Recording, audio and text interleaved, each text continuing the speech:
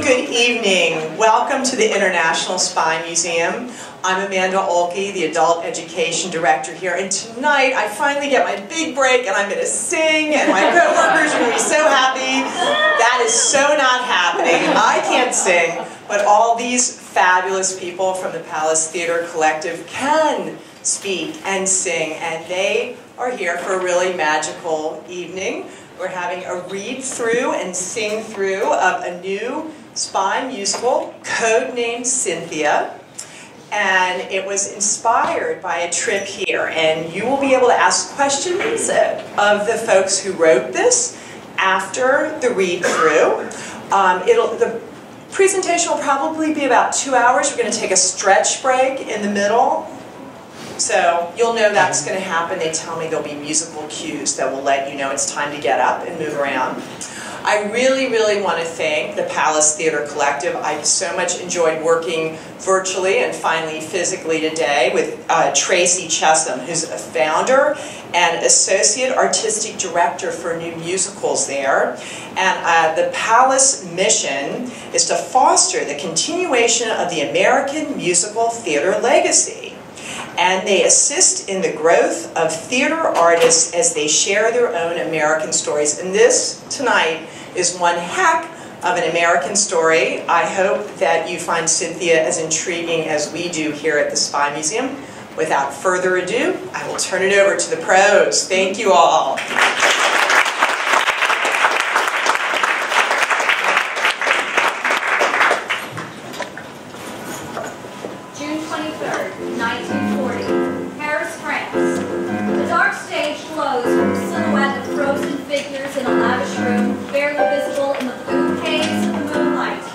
Betty Thorpe stands by an open door in a silk dress, spattered in blood, her fur draped over her shoulders.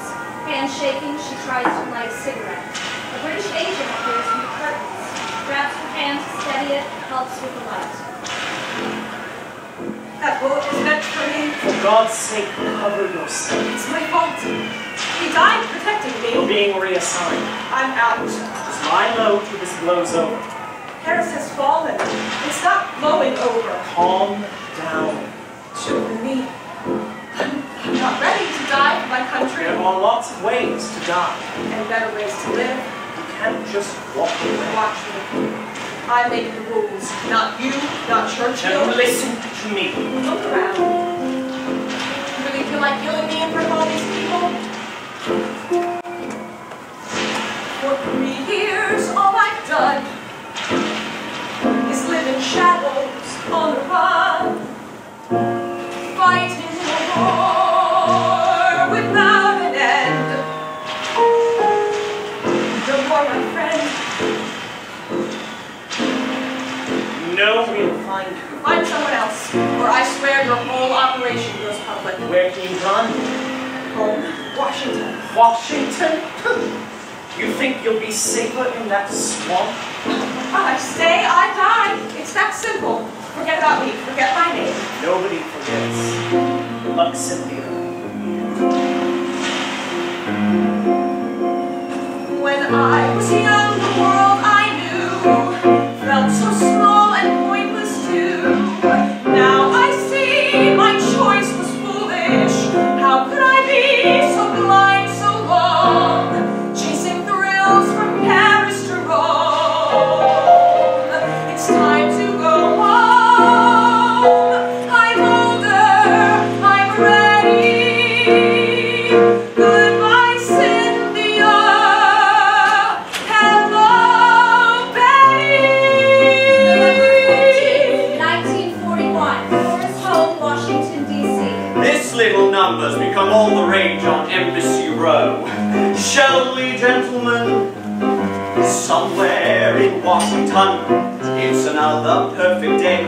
Another party's underway. Somewhere in Washington, somewhere in Washington, another deal is being made. Some informers getting paid, some reformers getting laid.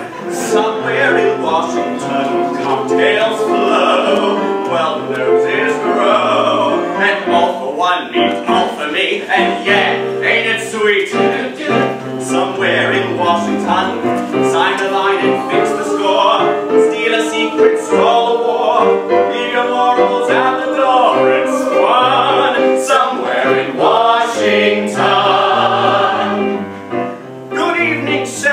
congressman, the who's who of Washington and the who's that of Washington. War rages in Europe, the world crumbles, but in here the wine flows. We thank you for making this the place to be in D.C. You may be the elite, but you clearly had nothing better to do. My soon-to-be son-in-law never misses an opportunity to drive both my patience and his talent. Your hostess for the evening, Ms. Cora Wells, and may I introduce my fiancée, the ravishing Betty Thorpe. Oh, nice to have Arthur with us, in case we run out of ham on the Good evening, Tommy, and your friend is... Please call me William. So nice to meet you and your family. Delighted. I see. Alert the papers. Seems my mother's got the vapors, and after all, Daddy's barely in his grave. It's been a decade. So, Mr. Stevenson, a pleasure. Yes. Do tell us, are you for victory or appeasement? Well, Heaven seems on dry. We can't ignore the war. What nonsense, we've been there before. In fact, I think we won. Aren't we done sending sons to die for Washington? Somewhere in Washington, wrapped the vice wall into bed, Edward Burroughs shakes his head. Somewhere in Washington, somewhere in Washington, Fail to fight and we'll be cursed. let the Russians do their worst. Time to put our nation first. Somewhere in Washington, rumors lie, while rumors die. And you know, tells where you go. It's not our fight. They're allies, right? Somewhere in Washington, hear the printing presses grind. Smell of scorn in every line, every silken scandal light we spun. Somewhere in Washington. But mother's on the rampage. Who is that fellow? Tell old man Churchill England's done for. Just one more. Lousy crowds. Like I said. Take me home, right to bed. Romantic, but it's clear your charms are needed here. We're duty bound, I fear. My dears, where have you been? Come meet the governor. You'll love his joie de vivre. They won't take my son. One day these Quakers will believe. Evening, my dear friend.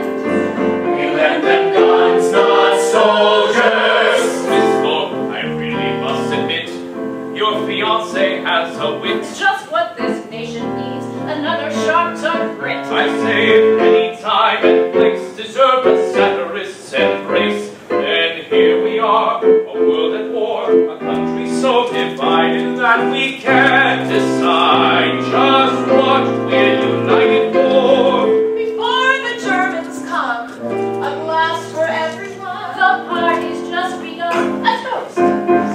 A toast to Washington. Right here in Washington. Lucky Lindy builds a deal. Sign another Lend-Lease deal. Right here in Washington. Right here in Washington. It's a propaganda plot. And when Hitler takes his shot, Better fight him, better not.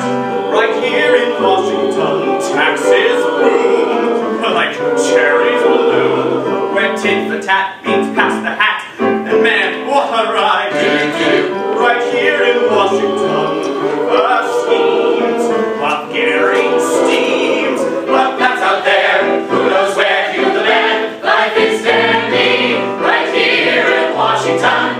Raise another Nazi flag, play the isolation rag. Right here in Washington, somewhere George Washington is rolling over in his grave. Think of all the lives we gave. Think of all we got to say. Think of all the change to come. Think of all we haven't done. Right here in Washington.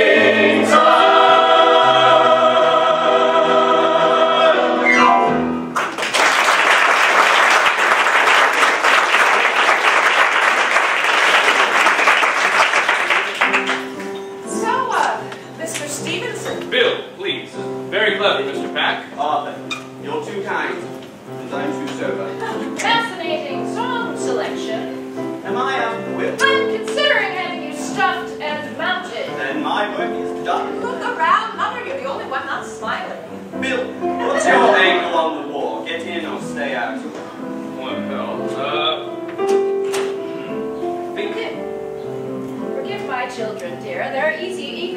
more Americans die in a fight that's none of their business. My mother in Congress, the nation's leading isolationist. Respectable people avoid war. Wars aren't won by respectable methods. What's the old saying? Wars are made by politicians who neglect to prepare for them. Here, here. Here, indeed. What if Hitler comes fishing on American shores? Honestly, who would be crazy enough to attack America? Behold the wisdom of Joe Kennedy. Quiet. Mark my words. The Kennedy name has no future in politics. But Arthur does. Tell me what? New posting. Economic affairs. Oh, Arthur, how wonderful. Here. Here? In Washington you're staying? For the moment, with a larger title and fatter salary. Ah, you see, Betty, I always told you this town was yours for the taking. I'll have you nominated to the social register. I'm the diplomat and she gets the connections. And we'll have the wedding in March out in the backyard. And she's off. And with luck, you'll be pregnant by summer before I'm too old to properly corrupt my grandchildren. I'm intruding. Arthur, Miss Wells, Miss Thorpe. If you'll excuse me, there's a Chesterfield in my pocket begging for a match. Oh, the door's this way. Good night. Elizabeth! I'll join you, Bill. Our terrace has a delicious view of Wyoming Avenue. You don't smoke. I learned. Sir Bill, why have I never seen you at one of my soirees? What are you? Some kind of spy? Seems a good fellow. Well, I don't trust him. You don't trust anyone. Let Cora have her fun. He doesn't know the meaning of the word fun.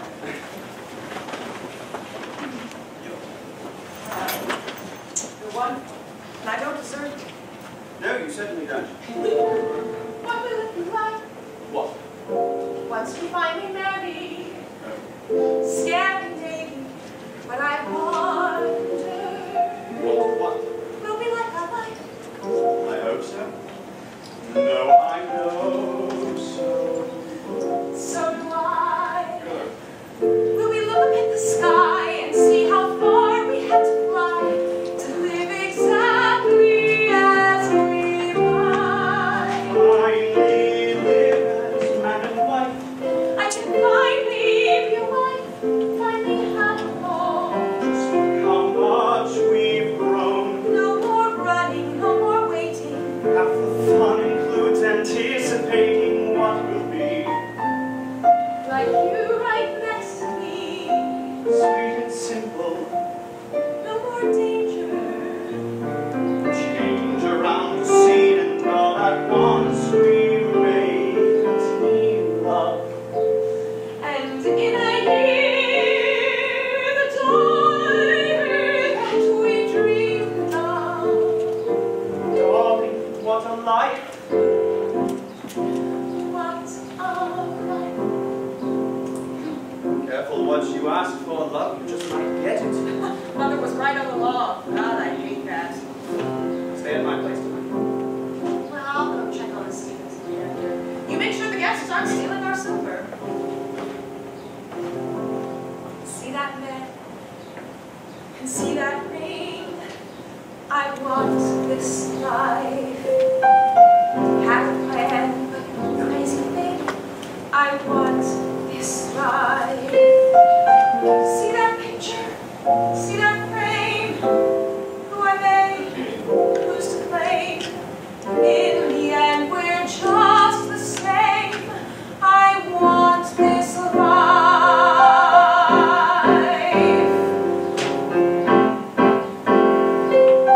Born into the glory of this perfect life.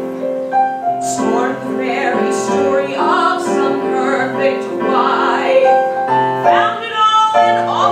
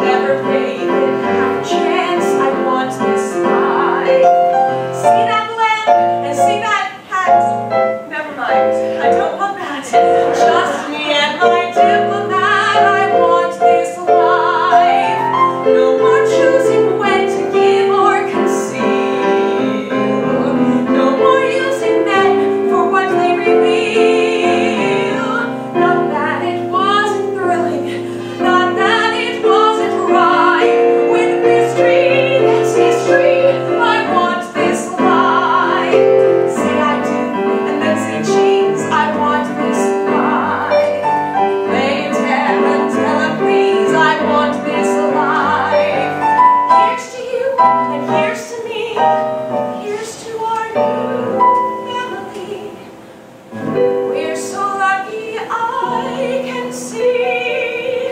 I want this life. I want this life.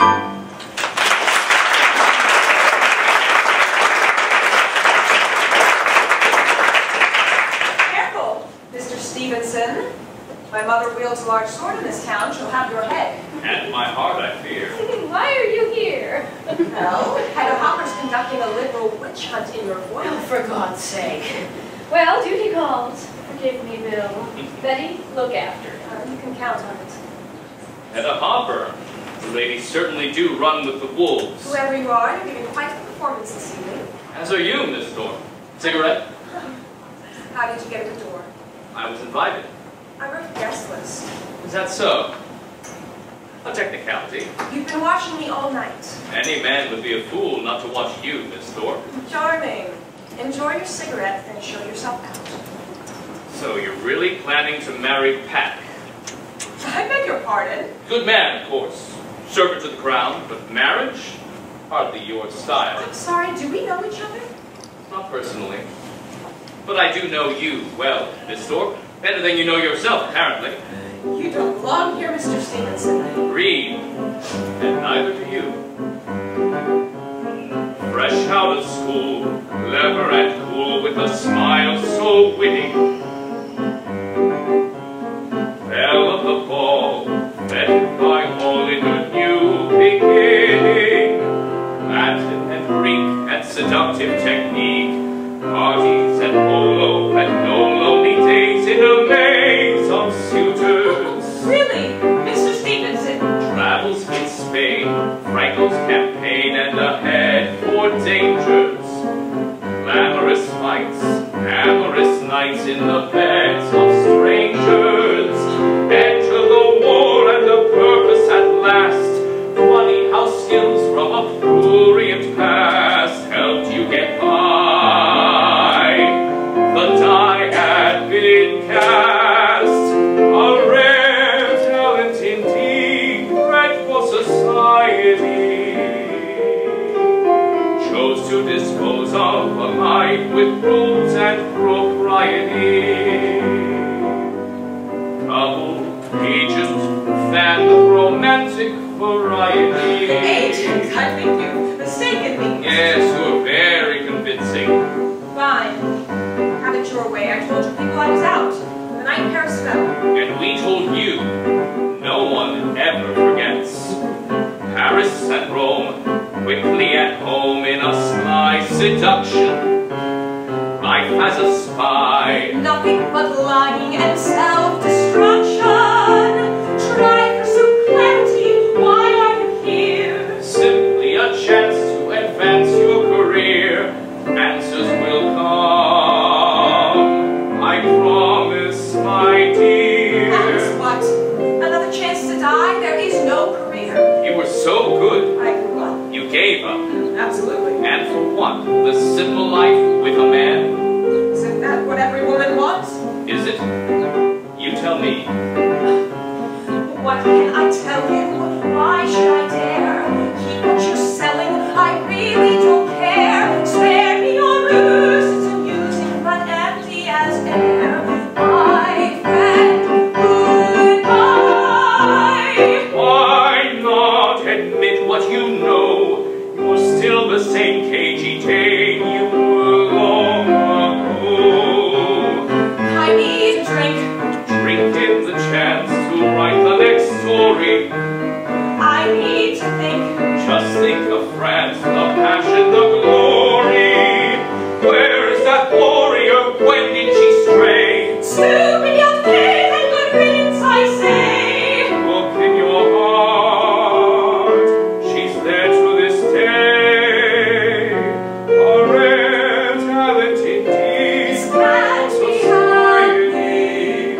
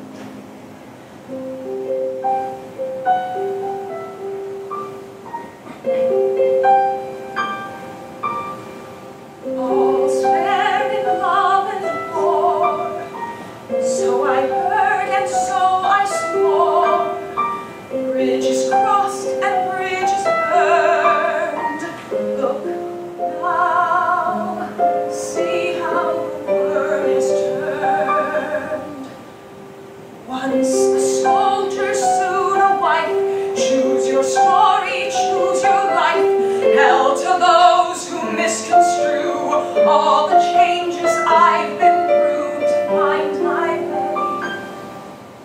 I'll never stray.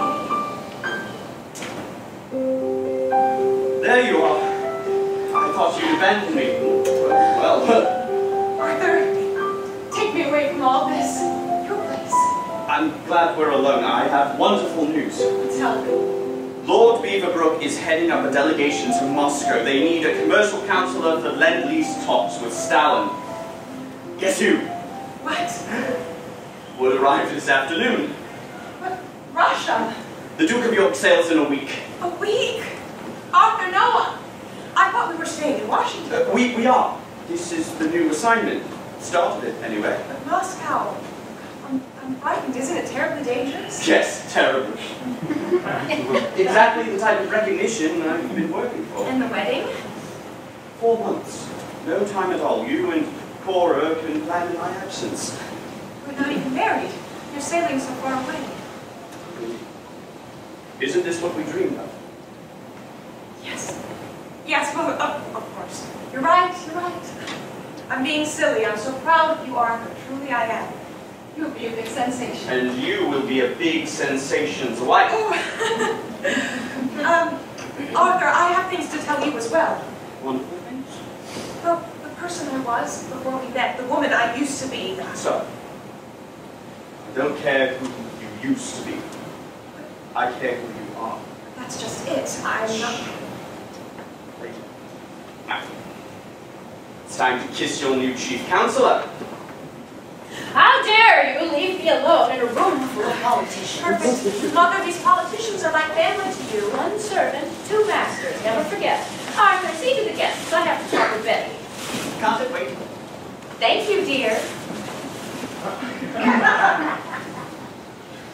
You've become a great hostess. I always knew you could. Arthur's gotten extraordinary news. Yes, Russia, he told me. He'll be an important man. I don't need him to be important. I need him to be here. You asked for this child. All those years running around the globe looking for God knows what. Well, congratulations. You found it. But I'm already losing him. Mother, I'm scared. Well, of course you are. You'll be fine, Elizabeth. Women like us, we're drawn to powerful men. Your father, Arthur, Mr. Stevenson. I admit, I do find him wildly attractive. A man's not what he seems. None of us are, dear. So alike, you and I. The man slept with a stuffed bear. Damnedest thing I ever saw. I met Chamberlain last year. Without the bear, of course. Why are you still here? Elizabeth! He's not on the guest list. He is now. You're right, Arthur. She does have spirit. Cora, your guests are getting their coats. Help me show them out. Oh, I'll do it. No, help you will. You'll stay and apologize. Arthur? You have to leave. You haven't heard the rest of my offer. And I don't want to. FBI? Hardly. MI6? Hitler's winning. Not my problem. It's everyone's problem. I said to stay away. You had a year to play. We need you, don't you see? Dozens died because of me. I won't go back again. Their blood is on my hands. We answer when orders arrive. I'm still alive. I came 10 years in the European theater. Why me? You have dozens of girls to choose from. Hundreds. But none of them operated in Paris during the fall. We need a French specialist. I can't agent in Washington. Everyone knows me. Nobody knows you. You were overseas for a decade. Cora's the star. She's a Wells. You're a Thorpe. Arthur's your front. It's perfect. It's madness. Arthur's giving me a ring. Arthur doesn't know a thing. He knows the way I feel. I'll make you both a deal. Work for me, and when it's done, marry, pack, and have your fun. We don't need any deals. We planned a wedding day. Is that why he's sailing away? See? Moscow calls, and Arthur answers like a soldier. He understands even if you don't. How do you know about that? He leapt at that offer. Did he? Who are you? The man who gives the orders. What? Wait, you? I knew you'd put up a fight. You're one of Hoover's thugs. Far from it. Arthur could die in Russia. Good. You understand perfectly. That's my offer. You for Arthur. You have him killed. I'd do anything for my country, Miss Thorpe. How about you? Playtime's over. Do I have a choice? Of course. Live a lie or on your own terms. It's up to you. Vichy run Hitler's war from our French embassy right here in Washington. We need an eye on the inside. You know the French, you know their language. You'll never get near the ambassador, but we think you can hook his press attaché, Charles Emmanuel Roos. Charles Roos. Loyalist, newsman, recruited by Vichy to publish their propaganda. You're a reporter, doing a piece on German cooperation, America wants to know, sort of thing. This guy hates his German masters. He'll spill his guts to a well-turned thigh. What are we after?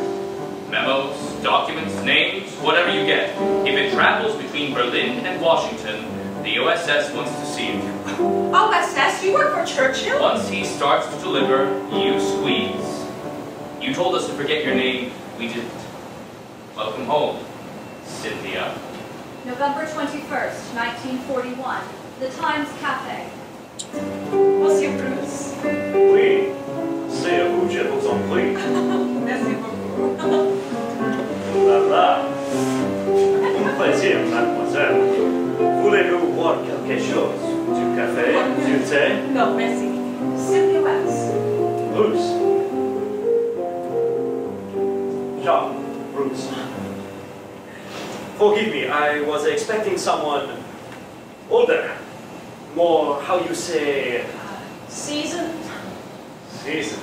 Voilà. Alors, comment say?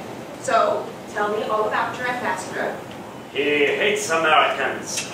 But you change his mind.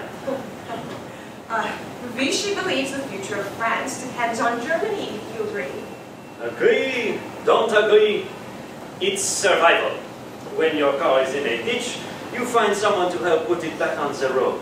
You understand? Well, what happens once you're back on the road? When Hitler steals your car? En va voir. Americans are young. You do not understand European politics. They're not so naive.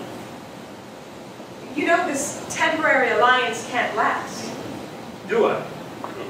Tell me, ma chère, is this an interview or a history lesson? Oh, Monsieur Bruce. Sure. Sure. What happened in France is a tragedy. Our readers know that. Oh, I doubt it. But France thanks you anyway. What is your interest? Well, our readers want to know. No, not your readers. You. Why do you care? Well, the truth is, I fell in love there once. It's a long story. A love story. Not terribly French. Do you miss France? She is my home. And I lost her. She's still there, Jean. You can win her back. Perpignan, in the Pyrenees Mountains. You know it?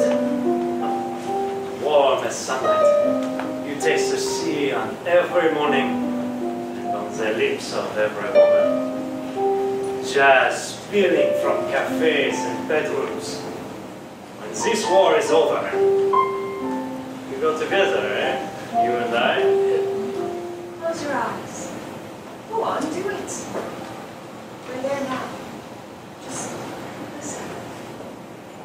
There's an old chateau on a mountainside where an ancient boy, an aged bride, where the forests sleep and the skies are wide, like a dream asleep and waiting, waiting warm and free, waiting just for me to return forever.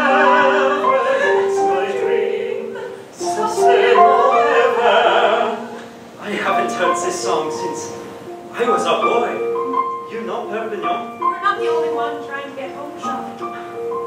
My grandfather, he used to sing this to me. I know. Every grandfather. There's a palm-lined square that I know so well, with a sand and floored the cell, where laughter peals like the St. John bells. In my dream asleep and waiting, waiting warm and free, waiting just for me to return forever. That's my dream, ça c'est mon rêve. I miss that red and gold flag in the breeze, my old meander and orange trees, the jazz and the sea. I miss them forever, for now, ça c'est mon rêve. It feels the sun, and you see its glow, and you hear the music I used to know. Come away with me to my old chateau. Stay with me, Sherry is waiting, waiting warm and free, just for you and me to return forever. That's my dream, ça c'est mon rêve. Dance with me, shall we?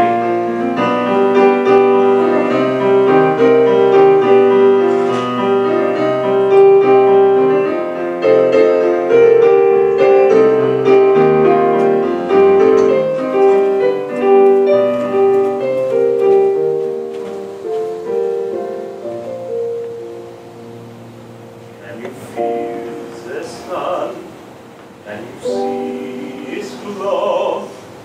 Can you hear the music I used to know?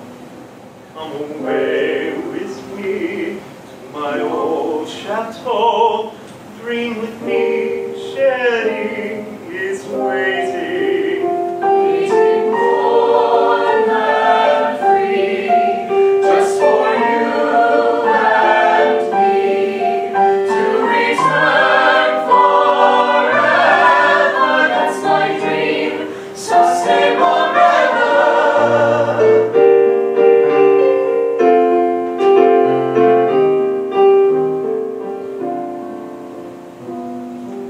The jazz and the sea, I miss them forever. Oh, now.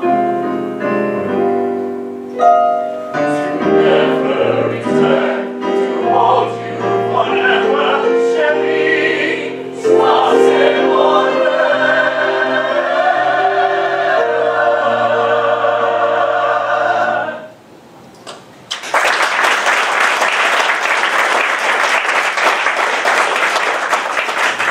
November 24th, 1941. Chorus home and the Warden Park Hotel. That view. Your terrace is my new favorite place to smoke. You're a terrible influence. Affairs are hardly my forte. Or mine. My work is isolating. The company of a beautiful woman is exceptional. Oh, Lord. Are you always this charming? Depends on who you ask. Your daughter gave me quite the third degree. Birds of a feather paper, no lie. Do you have children, Bill? No. Congratulations. The Colonel wanted 4. Then Betty arrived and we decided 1 was plenty. If your ambassador burst through the door, what would you say? Peace off, And what would he say? you lucky bastard. Innocent laughs and half furtive glances into lies disguised as romances in a joke. Unspoken meaning notes, so it starts part of our pillow Oh, I keep forgetting to breathe. Breathing's overrated. I haven't kissed a man since the Colonel died. Things move faster these days. Yes, we call that progress. Oh, what the hell are we doing? If you don't know, I'm not doing it right. Treading around, confounded by touches, head in a cloud, surrounded how much is said with a sigh, and silly little games, funny names, blame it on yellow dog. Trust me, I'm just as surprised as you. I don't get surprised. I bet you get whatever you want. Bill, I play a role in Washington. I have a duty to avoid scandal, stay out of the gossip columns. Understand? We have similar roles, but we have to make choices. Live the life we want or the one others want for us? What's your choice? It's hard to play, hard to get. When you've got nothing yet, and whispered nothings lead to something. And each is more fun to scratch when none of the pieces match. And each confession builds obsession. Questions need or will still follows a thrill, follows a will or talk. Do you ever work? I am working. International relations. We haven't left this room for a week. Oh, la cure a ses raisons et la raison ne connaît point. Ooh, the heart has its reasons that reason ignores. Très bien. Where did you learn French? Jean, my first tutor. Jean. Also my first lover. You're lying. Staggering lust is just a beginning. After the dates are still spinning. Ready with sin and intrigue. Double speak, spirit weak, cheerfully shocking. Every pillow spills a secret. Seek and ye shall find. Resign to the mirth, worthless for pillow talk. You're lying. No one learns a language in the throes of passion. We moved around so much when I was a girl. For instance, the only place that ever felt like home. Listen, ma chère, home is all that matters. The only thing worth fighting for. Not love. France is my love. I'll do anything to save her. I'm counting on it. Innocent laughs, Right that gets furtive when you got to say that. romances and all the jokes unspoken. Being hearts, so it's your heart, such a heart gets you. Made up your mind, made up your mind to talk. Sweet talk turns to salty music, choosing what to share. There's time for the game, too much for us to miss. You'll get to the crowd, there's too much for us to lose, but what's the use? We can't refuse. Pillow talk. I'm guessing your daughter wouldn't approve. Well, she's never sought my approval for anything. Why do you care so much about Betty? Self-preservation. In my line of work, I have to be very careful. I hope you'll tell me about that work someday.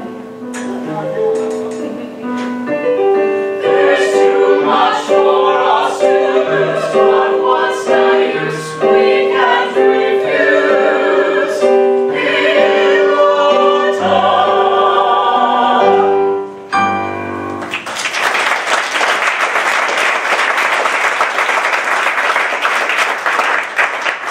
December 1st, 1941. Betty is speaking to Arthur by letter. It's cold in Moscow, and I thought London winters were dismal. I miss you. These weeks have been the longest of my life.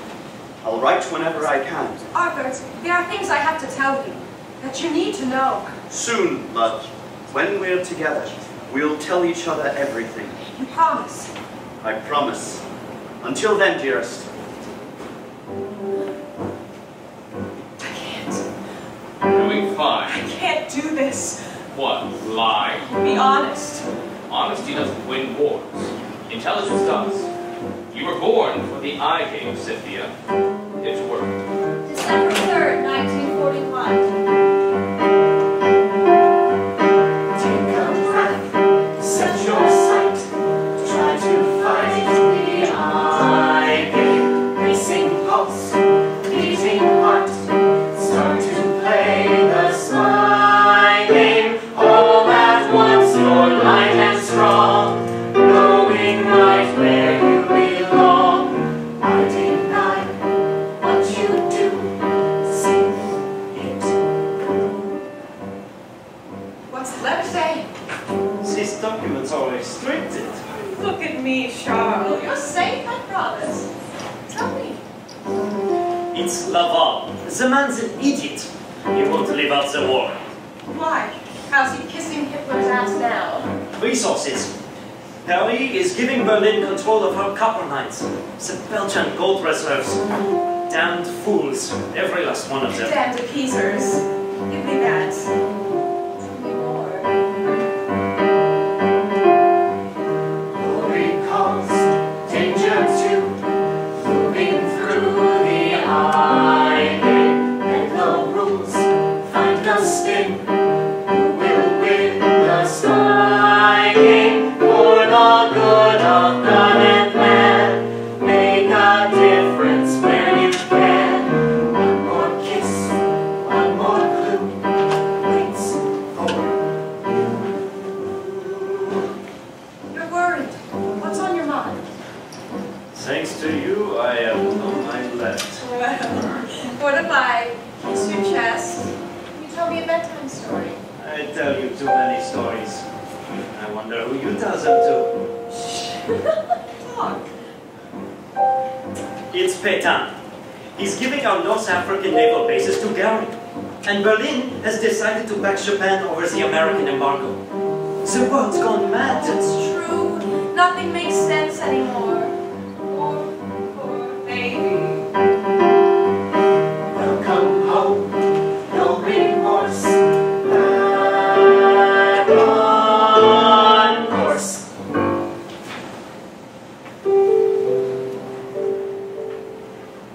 Is it morning?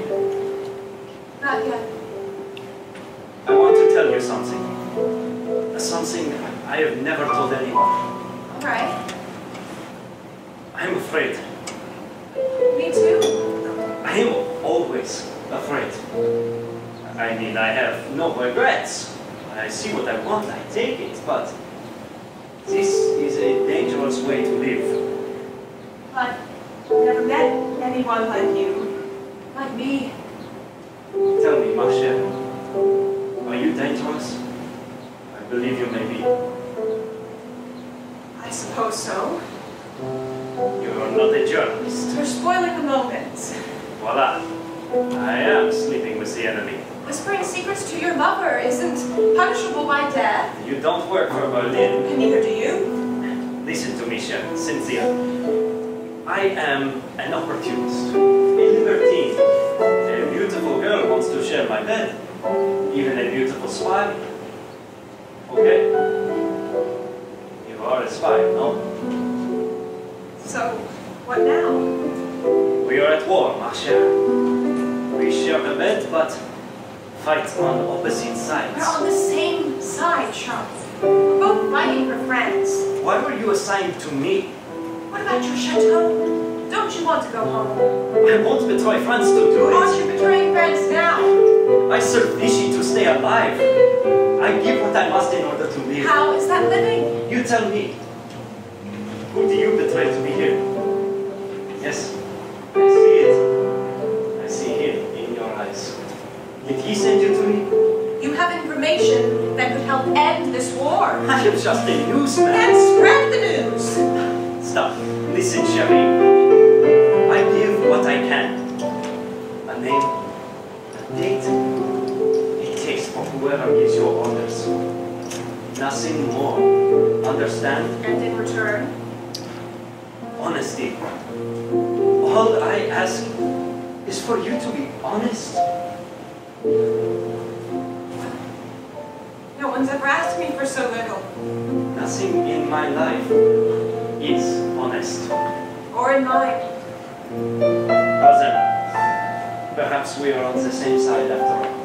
Come to bed, Charlie.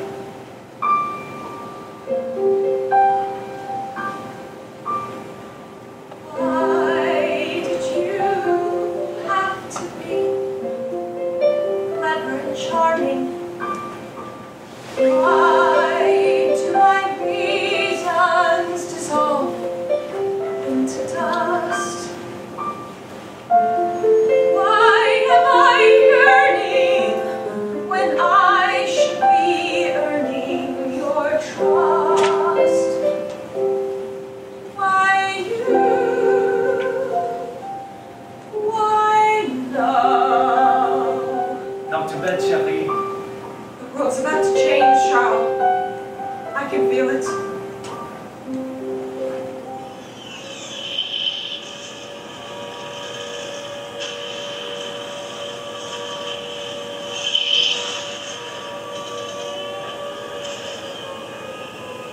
December 7th, 1941, a date which will live in infamy.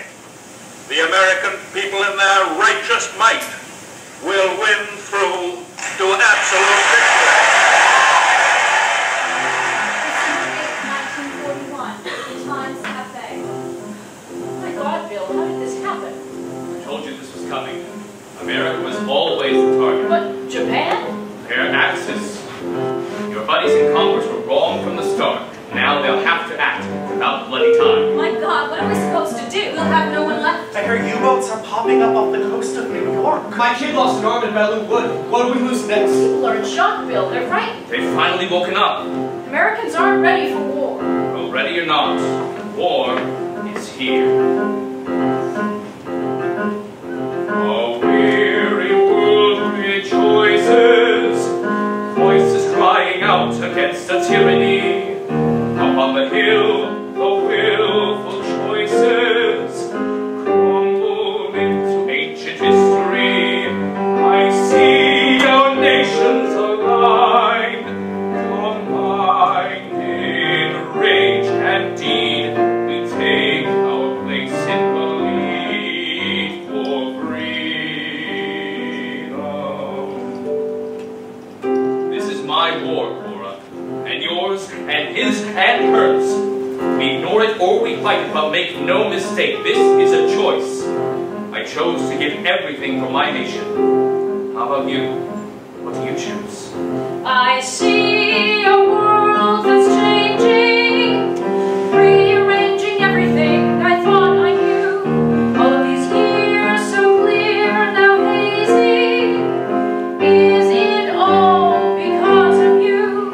I see the fire in your eyes. I fear you. Take in my heart the war I swore wouldn't come has started. You have the ear of every congressman in Washington. Talk to them. And say what? Isolationism is a failure. We tried it in 1917 and failed. We tried it in the 20s and 30s and failed. Either we learn from history or we're doomed to repeat it. This diplomatic role you're so proud to play, Cora, why not make it count for something? Bill, wait. I have to go. Think about what I said. Betty and Arthur speak by phone from Moscow. Come home, Arthur. We're at war. We should be together. Britain and America on the same page at last. We're doing such remarkable things here, Betty. Things your mother and her friends on Capitol Hill could never imagine. Tanks, locomotives, fuel ships. Darling, I'm frightened. Our lives are changing so fast. Yes, isn't it wonderful? So, tell me all about our wedding. The wedding? Yes, well, Cora and I are working like bees. I expect a hero's welcome when I return. And you'll have it. Arthur, are you sure about us?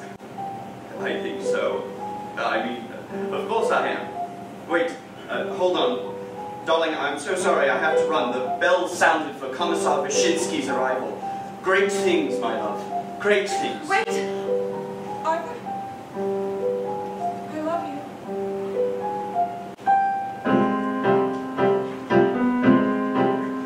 I see the flags fly on high for innocence lost. The rapid bloody crossed. And the hills of crosses rose upon the seaside. I give my boy and ask you, Lord, to raise his arm and turn his sword.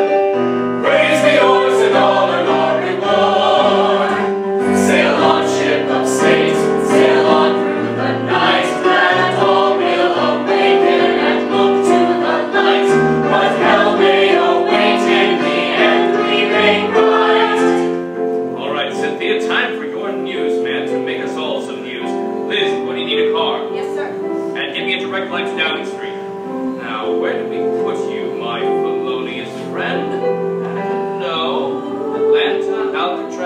No, Eastern, no. Come on. Leavenworth, no. Sing, sing. Sing, sing. Bingo. Ready for a song, or a living the century. For you, oh yes, I see to rise, for endless skies, and starry streams.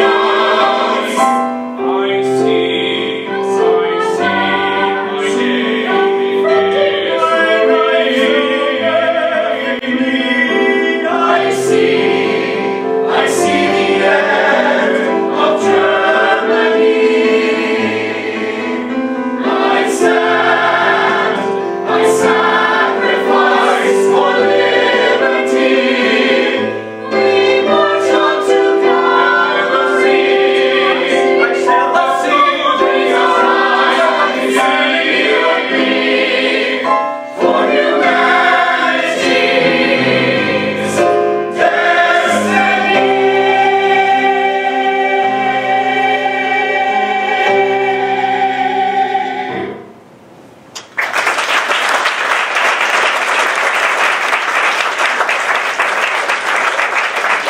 December 9th, 1941, Sing Sing Prison, Austin, New York. So, who are you, my fancy friend? An admirer of your expert handiwork. You don't say. I do say. It's been, what, 7 years since we locked you up? Long time. Do I know you? You might say we know each other. Sorry, pal. All feds look the same to me. Isn't that the truth? Good thing I'm not a Fed. In that suit? All right then, sunshine. Cough it up. Why are we here? Well, we know why you're here. But just who is the Georgia Cracker? You locked me up, remember? Check your arrest sheet. I did.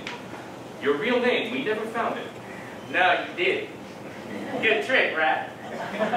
Really adds to the mystery, don't it? I'll say. What part of Georgia are you from? The Canadian part. What do you know? Me too. See, you and I have lots in common. Clearly. I do love 20 questions. My turn. FBI, you one of Hoover's boys? In a way. Bit higher up the food chain. SIS. Getting warmer. Now me. How do you feel about women? I love one, thanks. Can you take orders from one? Order. We need a heist. Do you now? Honest engine. Well, how about that? You need a heist. For a woman. Ironic, huh? Put me away for doing my job, bust me out to do your job? Yeah, I suppose so. Guess it is pretty ironic. Yeah, you're right. Crazy idea. Forget I was here. What's the scope? Big. Real big. Like what? You'll see. Really adds to the mystery, don't it? So now what? Assemble a team. You'll meet the principals New Year's Day. Sunshine. Wait, you're leaving? You're leaving me here? Who are you? Hey, who the hell are you? December 15th, 1941, Embassy Row.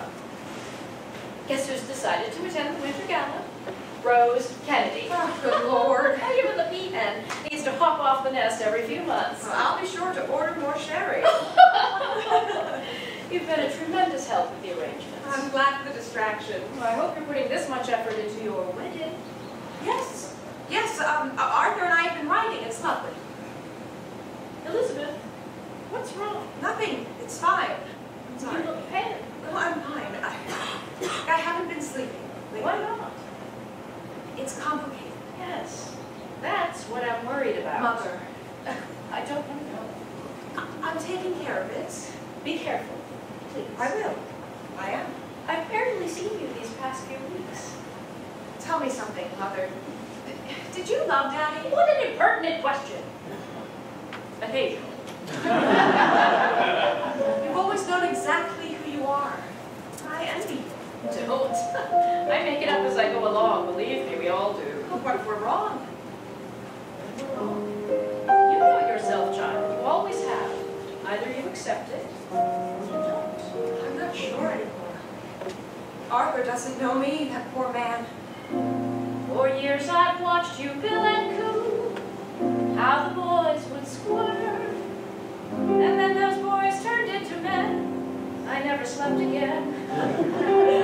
Mama bird, I learned from you how to catch the worm. And look at us now, the dame and debutante, The geese, the gambler's ones. sorry to say, but my dear, we're birds of a feather, two clever ducks, Hungry for love and attention. proud to be the rage. In our gilded cage, what haven't you heard? Such vanities all for the birds. We shouldn't have followed my lead. You shouldn't have made it look so easy. As a girl, I'd spy on every party below. All the roosters strutting round your hen house. I'd see Daddy and I'd wonder, did he know? Isn't it a shame you turned out the same? Two birds of a feather, we puff out our chests. Guarding our nests with a vengeance, Wasting every gem, never quite content. but please mark my words. These follies are all for the birds. There's work for women like us. Yes, popular! As mom, I spoke with pride when I had my match. No surprise that we mixed like oil and water. Maybe with this wedding we can start from scratch. It's time we atone. Kill two birds with one stone. Fold up those feathers stuck in our wings. Darling, we're always spring chickens. If you can be strong, it won't be long for long. It's only 20 weeks. I mean, what could go wrong? Our ducks are in a line together. These birds of a feather will finally be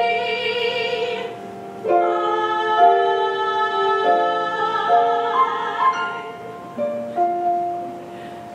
You do still plan to marry Arthur? Yes, I'm just frightened. So am I. Elizabeth, can I ask you a personal question? Are you sure you want to hear the answer? Birds of a feather. Understood. Look at me, child. Be happy. And do the right thing. When I was 7, I asked for a pony. Asked was not the word. I screamed for a pony. One day it happened. I could hardly speak.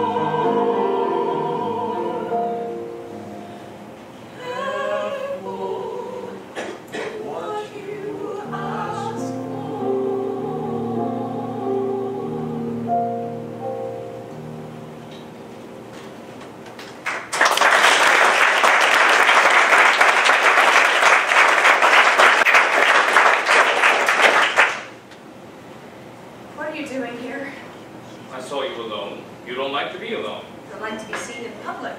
With me or in general? Yes. The first War Congress convenes in 3 days. What are you doing with my mother? None of your business. Or yours. Cora was never part of our deal. I see so much of her in you. She doesn't love you. What if I love her? How about your Frenchman? Charles doesn't love me. Sure. Do you love him? Always in control, aren't you? Charles is nervous. I'm trying to respect his limits. Wars aren't won by respectable methods, remember? He's giving up more every day. Bring him in. We're changing the assignment. The hell you are! One job, you promised. And that job's not finished. Go run. Bruce is a war criminal on both sides. Hitler, Hoover, either one would put a bullet in both your heads if they knew. I'm listening. Now that America's in the war, we have to move fast. You and your Frenchman are about to pull off the heist of the century. Bruce has complete access to his embassy.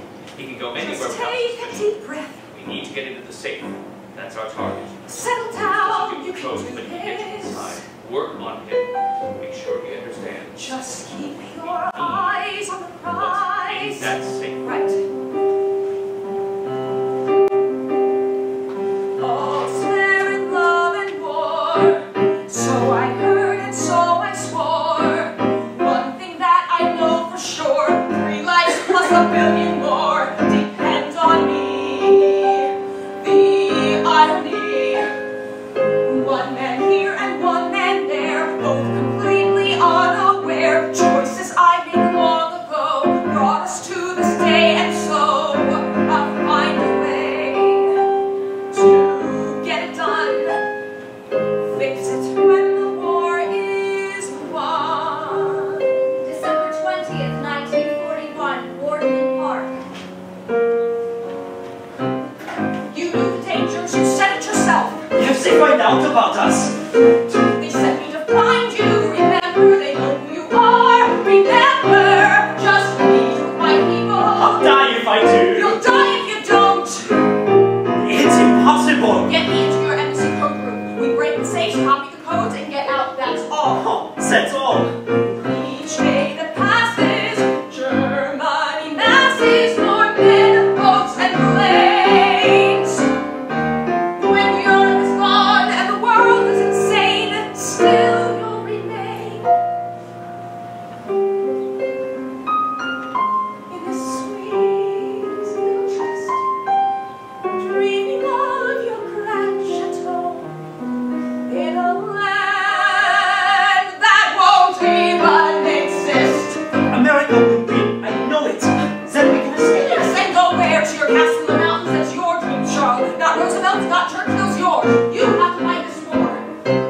Why should I trust you? Just let me be. If either the FBI or Vichy get a whiff of what's happening, then it's goodbye to France, to the Allied chance, and any chance for you and me.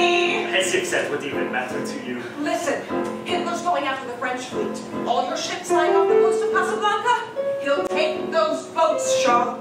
He'll control the seas. But not if the Allies get there first and sink the fleet. It is up to us. Oh my God. Churchill leaves the naval codes in your office, safe to decipher the directives from Berlin. It's suicide. It's patriotism. Do this with me. Let's end this war. Then we can finally be honest. Maybe we can both go home.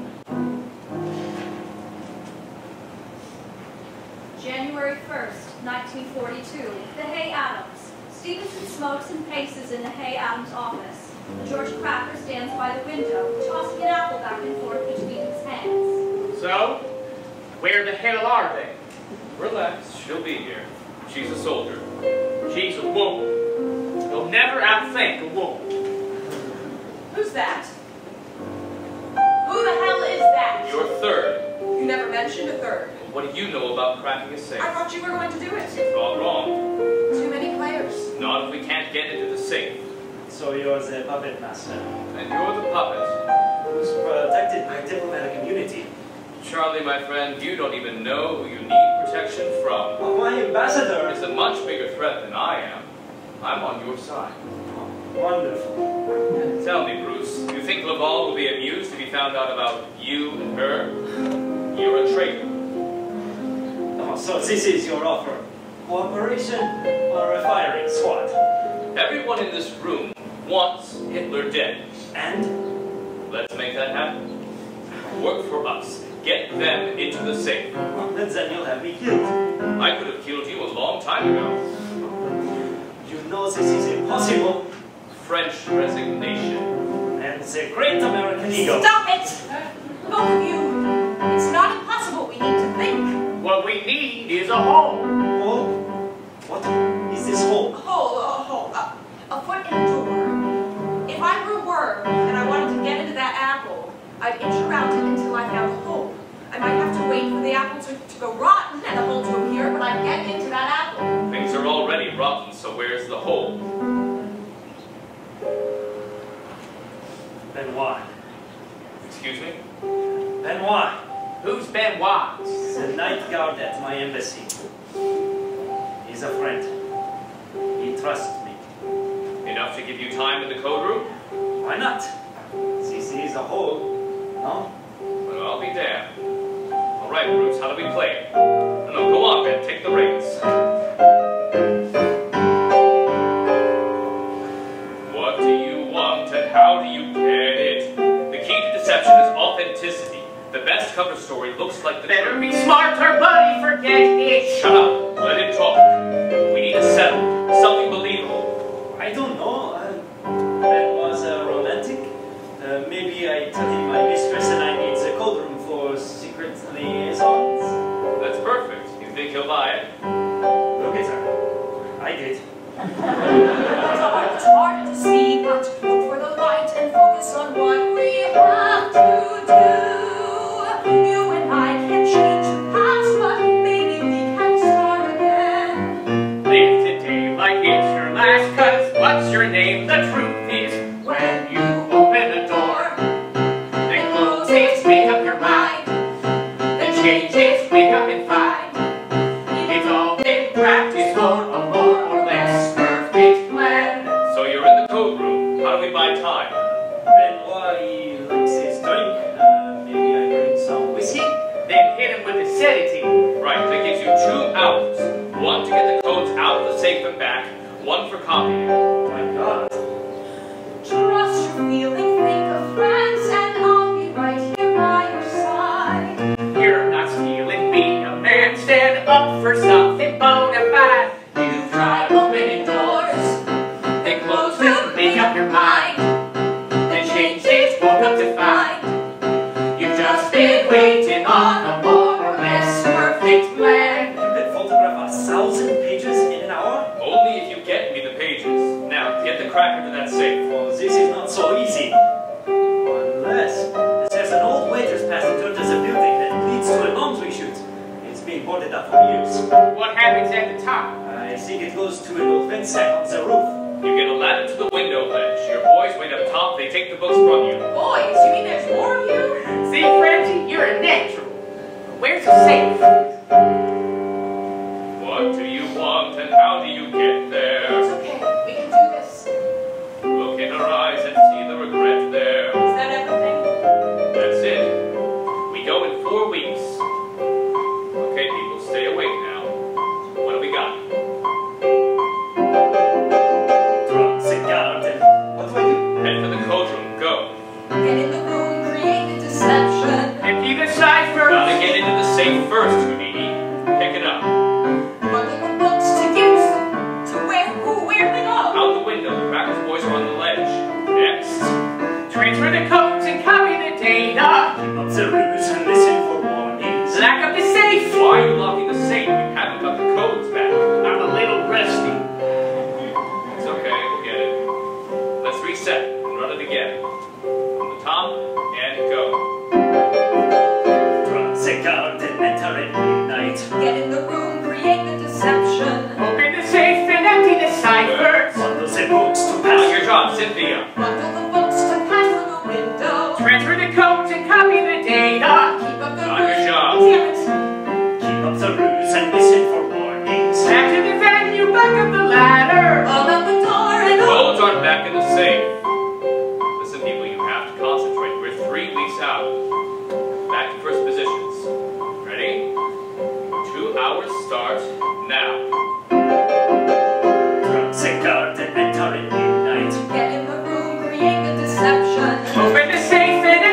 ciphers. Bundle the books to pass through the window. Transfer the codes and copy the data. Keep up the ruse, listen for warnings. Back in the venue, back up the ladder. Back in the safe and all in an hour. Right. Good. 2 weeks to get every move perfect. All together. Drop the guard and enter at midnight. Get into the room, create the deception. Open the safe and empty the ciphers. Bundles of books to pass through the window. Transfer the codes and copy the data. Keep up the ruse and listen for warnings. Back to the venue, back up the ladder. Back in the safe and all in an hour. All was a god sleeps. Out in the morning. Like nothing's happened. With 4 weeks of planning, we go tonight. In for a penny, in for a pound. No second guesses, don't make a sound. Dance a torpedoes bound in the turn. And to keep it the score like never before. Inside of that embassy door. Just open the door. If you want peace, you have to make war. Now we open the door. The sandwich make up our minds. To do it suddenly find. It's true you can't ignore the more or less perfect. Steady your nerves and fire. Count on the guns for hire. Maybe you die, but I say wars are won by more or less perfect plans. End of Act 1.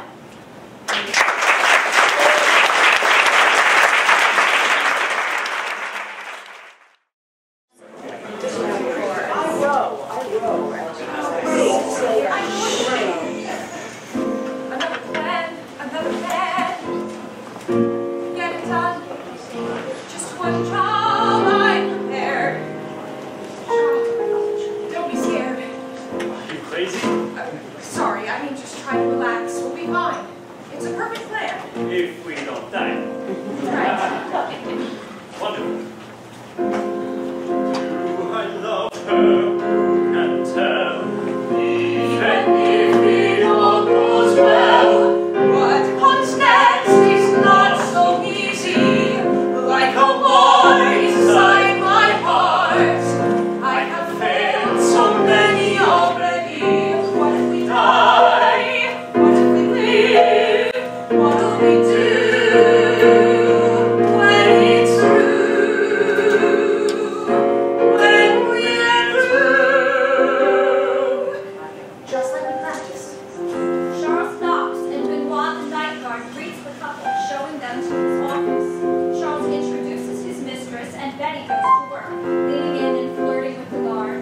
Charles produces a bottle and pours. They drink.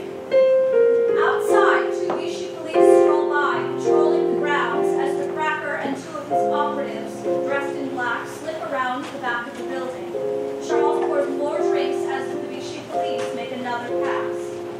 The cracker and his operatives emerge on the embassy roof, then disappear in shadow as the Vichy police look up, then move on. The cracker slides a ladder up through the hatch, then down the side of the building to a ledge outside the cloakroom window. In the office, Betty distracts Benoit while Charles drops a tablet into his drink. They toast, swallow, and the guard collapses on his desk.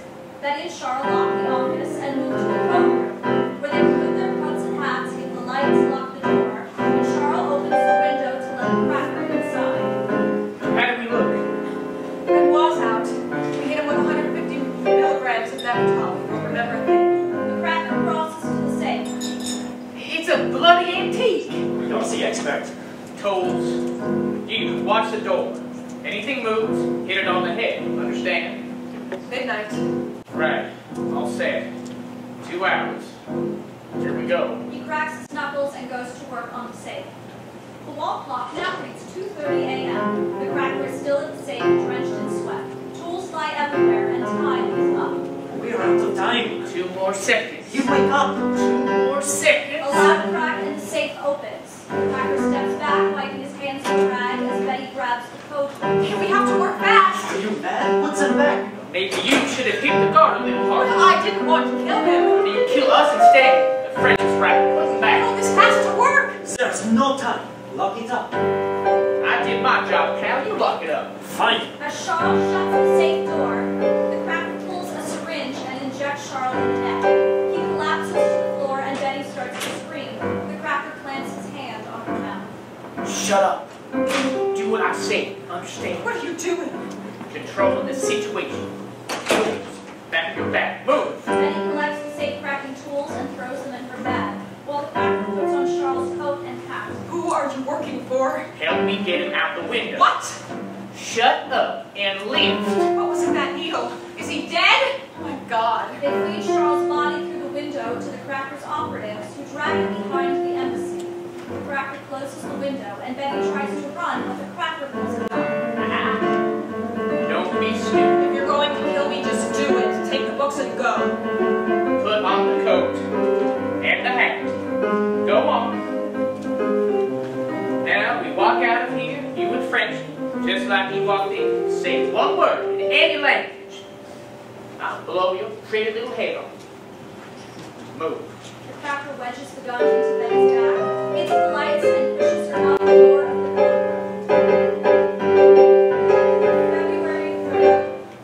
February 3rd, 1942, the Hay Adams.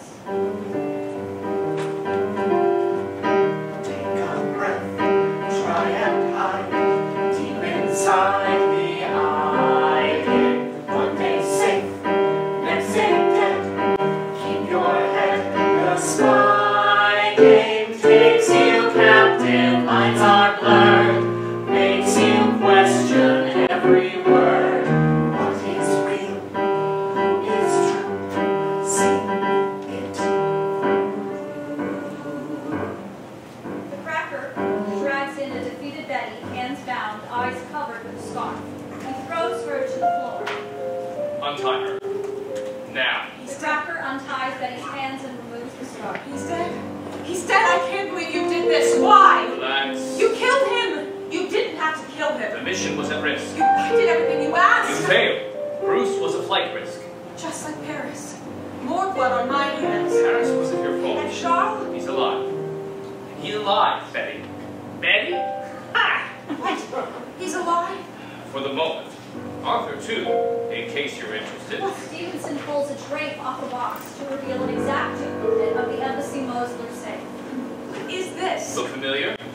You said it yourself. We failed. I said you failed. The job's not over. It is for me. Where's Charles? You want him back? This is the way. Ever break the safe? No, that's his job. Now it's yours. You're crazy. Both of you. Why do I have to break the safe? Think about it, Betty. We can't drug the guards second time, right? Too suspicious. We'll have to go between the guards' rounds this time. Meaning Benoit could walk in at any minute. And if he or those Vichy cops find me in that room, We're dead. we're dead. Just you and Frenchie with that safe. No one else. It'll never work. It has to. I'll teach you. You'll make the break. And where are you? Out on the ledge. I make the copies while you and Frenchie will roll around to make it look good if Benoit shows up. It's the best we've got. Hitler's close to moving on the fleet. We need those codes. What about Charles? You get Bruce back when I trust you again. Should be real interesting when Arthur returns. If Arthur returns. Good luck. Look at me. You blow this, and I go back to prison. I'll stick a knife in your neck before I let that happen. 1887 Mosler, 4 wheels and a click-click combine. Tough old bird. The code changes automatically every time the safe opens and closes. But now I know how she thinks. You'll take her in 5 It minutes. took you a lifetime to learn. You've got a month. Ready? No. Focus. Every safe has its own personality, its own rules. Learn those rules, you can defeat any lock in the world. Forget what you've seen in the movies. You can't hear clicks, stethoscopes, or a Hollywood psych game. You just gotta feel it. Like a baby that learns to stay. Practice patience. Like a surgeon earns his hay. Practice patience. Like a farmer turns his land. Slowly, he knows the signs. Find yours and doors. You know attention and steal, for now it's useless until you learn. Picture, see the pieces, how they fit and follow each other's lead. Put your hand here, relax, close your eyes. In the lock the spindle slides, sense it, feel it. Every drop of light that glides, sense it, feel it. Then the fence will slightly rise, downward, just watch the signs. Find yours and doors can open at will. More assurance and skill, for now it's pointless until you learn. Use the lock against himself to find the combination, a slight manipulation, a steadiness of nerves. Each wheel has a weakness that reveals a syncopation in its line. A faulty design, like yours and like mine. I think I felt something. Hey. There's a notch on every wheel. See it, turn it. When the lever meets the reel. See it, turn it. When the pin has cleared the steel.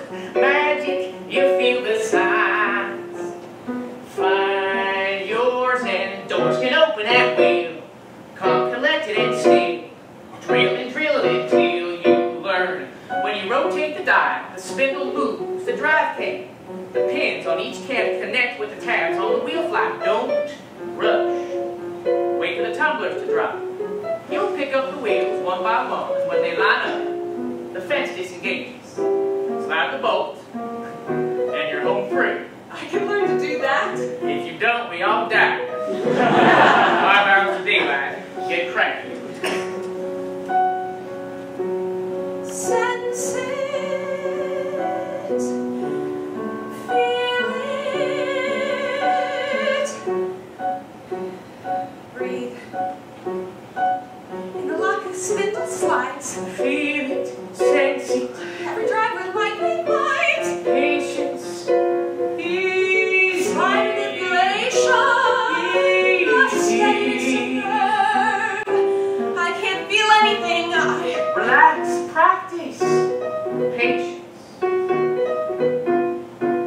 Practice. Patience. Like a baby learns to stand. Practice. Patience. Like a surgeon learns to stand. Practice. Patience. Like a warrior turns his land. Slowly he moves aside.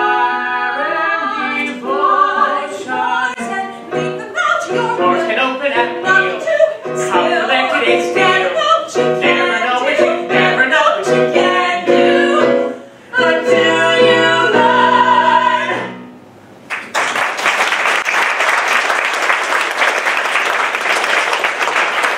February 18th, 1942, Forest Home. My parents bought this house in 1904. I don't want to lose it. Hitler's not here yet. Even the view seems different. Still think this war's a bad idea? All war is a bad idea. Worse than endless war? Let it go, Bill. I won't be manipulated. To know why this is happening. Because men get bored. Nobody thought it could. Americans assumed the problem would just burn away. Germany would take one more town, one more hill. Of course, that hill would always be somewhere else. So it's our fault for hoping? That's not what I meant. But yes. Where were you born? Excuse me? Born. It's a simple question. Were you born in France? No. But you know French. You know how the French think? England? Cora. Well, I've been to England many times. and that makes you British. You and Churchill, best of friends. Have you had audiences with Churchill? Of course not. I have. We can call his direct line at Downing right now. I have the exchange memorized. Do you? I see. Well, then that explains a few things. People are people, Cora. We're no different, you and I. And you're the one fanning the flames of war. You're the one who won't help to end it. People are people. Doesn't matter who we are, what we do, where we're from, we're all the same. We're all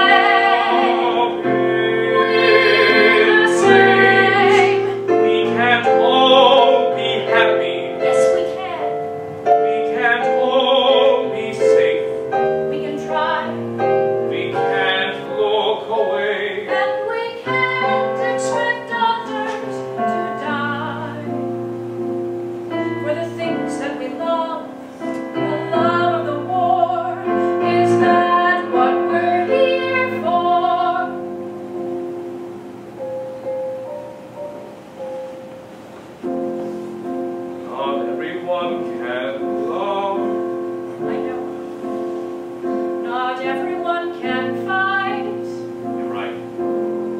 But everyone has hope. Hope can be a dangerous thing. You know I'm right. I know a lot of things, but apparently not enough about you. Yet here you are in my home, in my bed. Sounds like hope is my problem too. It's both our problems.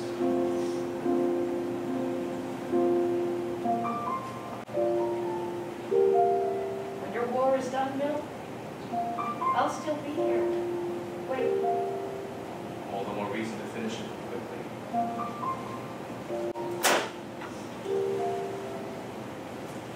Arthur! What a surprise. Welcome home, man. I trust the sail is smooth. Fine, thank you, Bill. Well, come in, you foolish boy. We're so delighted. Thank you, Mother. Bill, save your tea. I'm so sorry, just on my way. But, Pat, good to have you home. Well, cheers, then.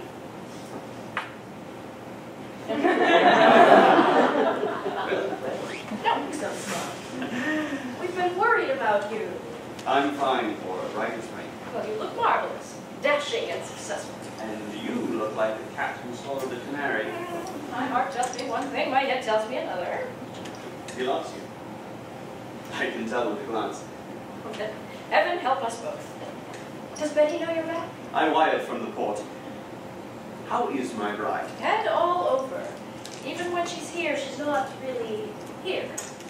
What have you two hens been hatching for my wedding? You tell me.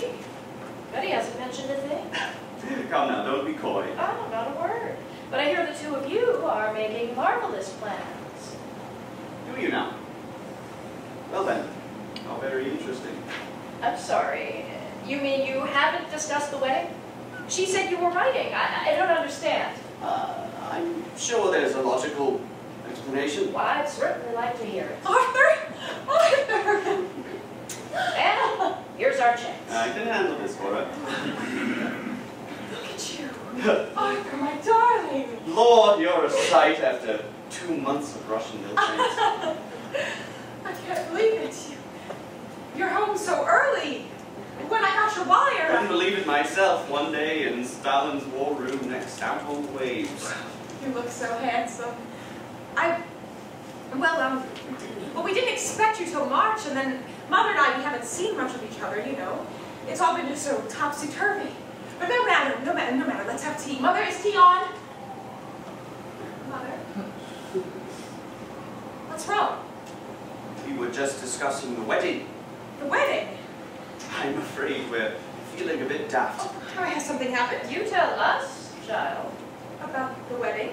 For heaven's sake, remember your fiancé? Betty, this is Arthur. Mother! You haven't forgotten. No, I've just been so busy. Oh, yes. Doing what? We'll be married.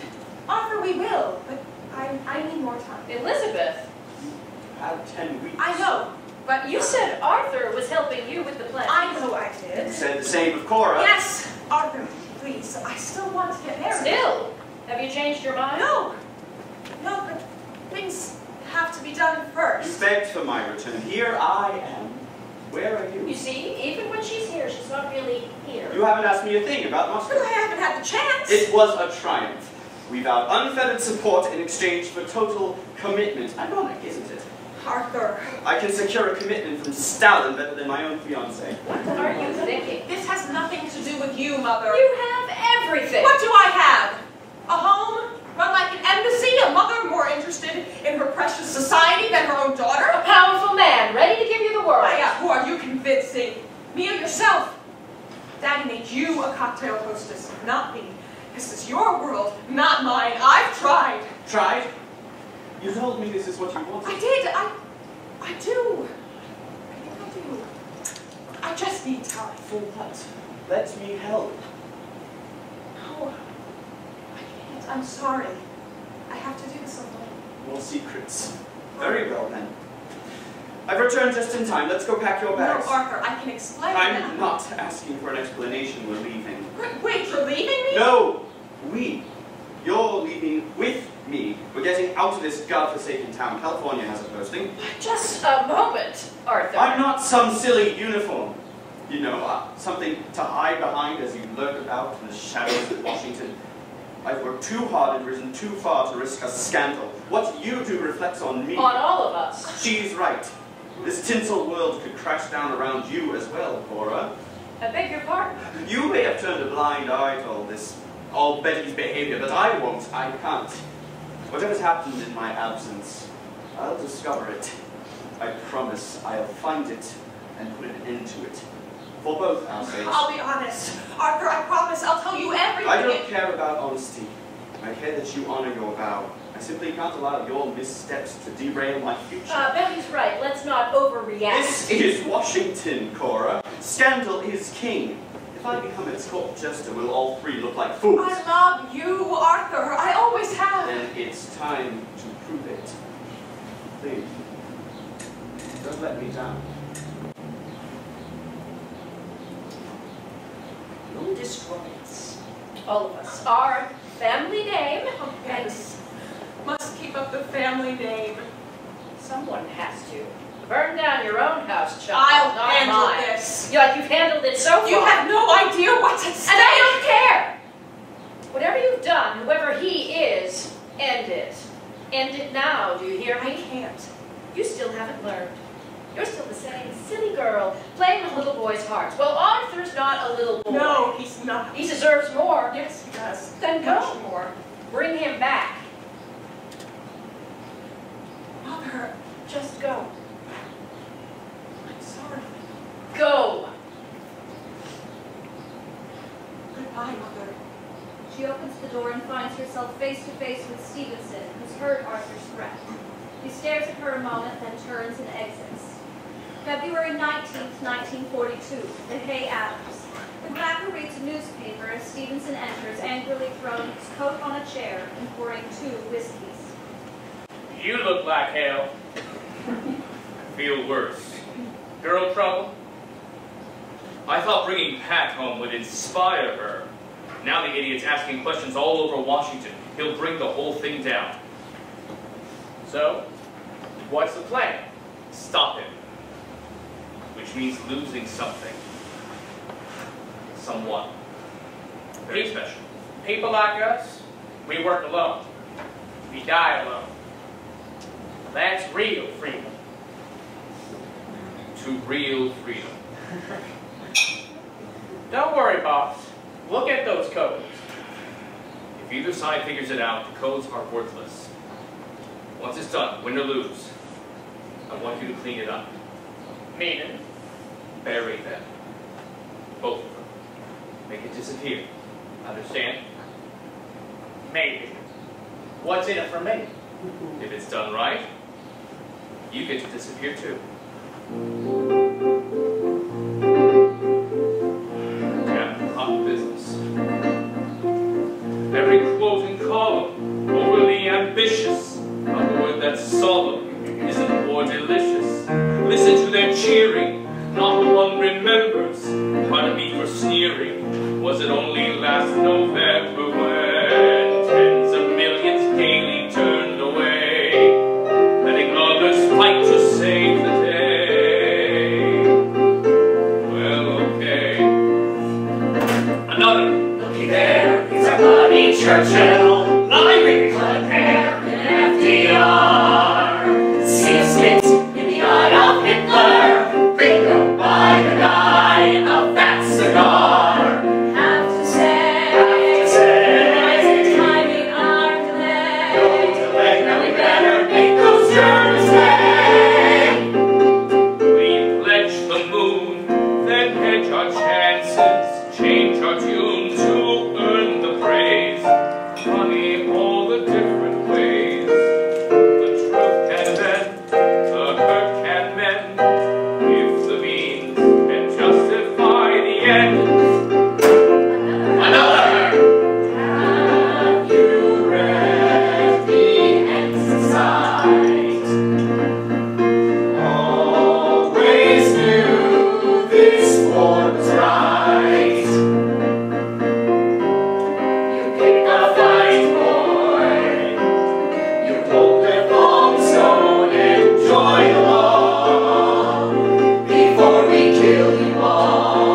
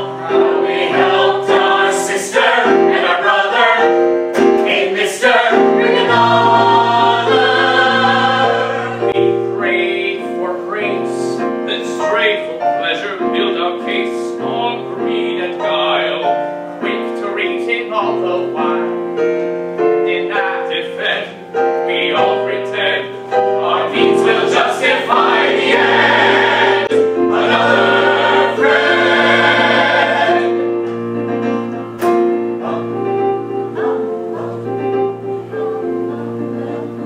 Here to end it, just end it, I'll understand. No, you won't. Tell me.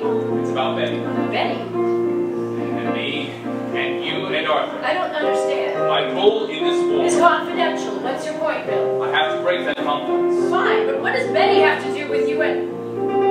Oh, no. No, no. She works for me, Cora, nothing more. I've got you and Betty. She's in serious danger. I knew it.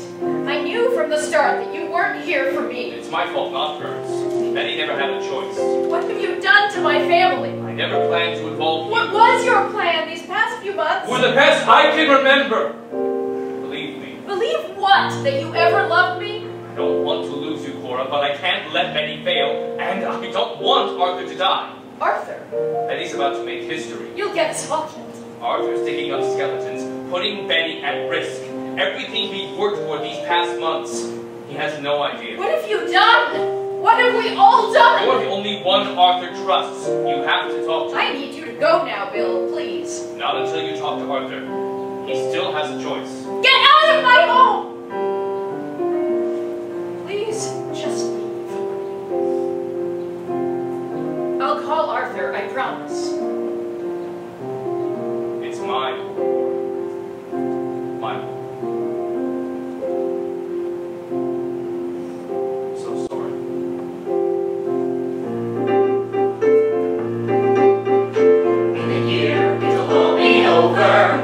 Won't it won't be long till it's just a blur. We can shout that we never doubted how it all would go. Deny, defend, we all pretend our means will justify the end. Hey brother, for another. Arthur dear, it'll all be over.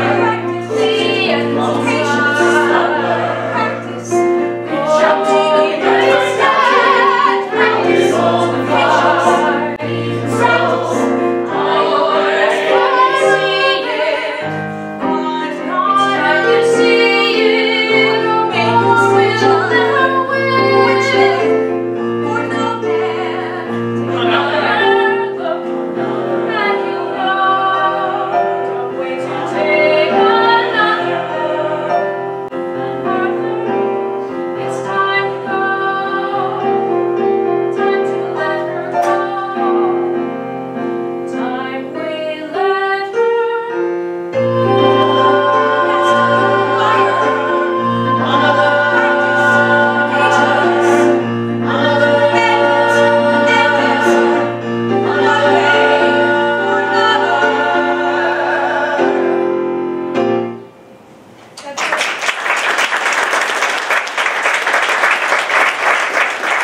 February 23rd, 1942, Embassy Row. Thank you for meeting me. Don't thank me yet. You spoke with Cora. I want to hear it from you. I can't marry you, Arthur. I see. Can't or won't? Does it matter? What do you think? What happened while I was in Russia? Everything. I have a right to know. When I asked for your You hand, didn't know who you were asking. I thought I did. I didn't know myself. You could have told me. Oh, I tried. I tried so many times, but you never wanted to hear. So this is my fault. No, nothing was your fault. I wanted you, Arthur, for all the wrong reasons. I would have made the right. I would have loved you. Yes, until you didn't. You knew yourself. In Russia, you knew I would never fit into your world. I feel like a fool. Don't. We were never honest. That's no way to build a life. But we planned so much. And you'll have it. Arthur, all of it. Just not with me. You're sure this is what you want? It's what I need. Can you see the difference? People change. You surprise This is life is strange. Love disguises everything. In another place, another time, another war. We'll go to California. No. Not now. I belong with England on the front lines. Oh no. It's time to fight for something real. What if you're killed? What if I am? I'm so sorry, Arthur. Keep it. To remember whatever it is you're fighting for.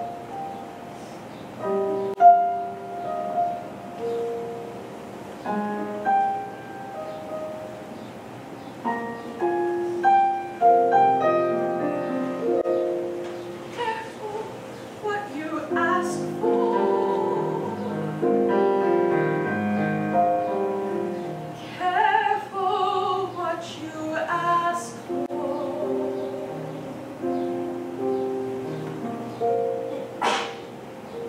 February 28th, 1942, Boardman Park. Betty enters the dark room and turns on the light to reveal Charles sitting on the bed, a suitcase by his side. Sean, thank God. I came to say Look goodbye. at me. I'm fine. Where were you? I only came for my I was sakes. so frightened. I thought I lost you. I have to Did leave. they hurt you? I am leaving. Going home to France. But you can't. You know you can't.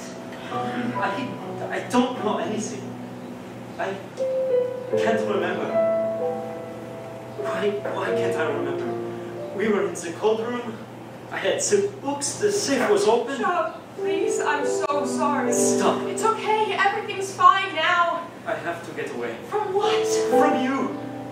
The day I met you and started looking over my shoulder for a bullet. We're at war, Sean. Millions are dying every day. I'm not France. You can't just run away this time. This war is for nothing. You were nothing. Nothing honest. I couldn't bear losing you. I just wanted you back. Why? For a pawn in your game? Who are you?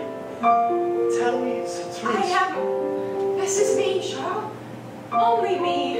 You're the only one who sees exactly who I really am. Please, Cynthia. Elizabeth. My name is Elizabeth. Amy Elizabeth Thorpe. But I am tired. I am so tired. Why didn't you tell me? Because I didn't know. Until I met you, I didn't know who I was.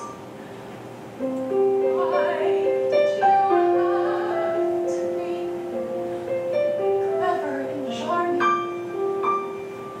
Why did my reasons dissolve into dust? Tell me, my lover, how I can recover your trust. Why now? Why did you have to speak French like a native? Why does your voice seem to lead me astray? Why am I talking when I should be walking away? Why you? Why now? Why you're not the right person? Why now? It's not the right time. Stop, think, just use your head. Get hold of yourself. Get out of this bed somehow. Why you? Why now? Why am I constantly tongue-tied and nervous? I risk it all and I show you my hand. This is a game that has rules you can't understand. Why am I willing to burn for a woman? Madly fulfilling but built on a lie. With or without you, alone or together we die. Why you're not the right person?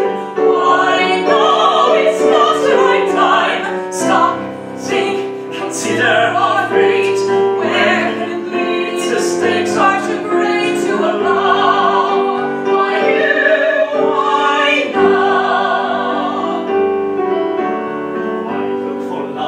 once a world turns to ashes, flashes on death and despair. I can't drink the bed that I found you, and yet I'm afraid I would die if you told me goodbye. So, what can I do?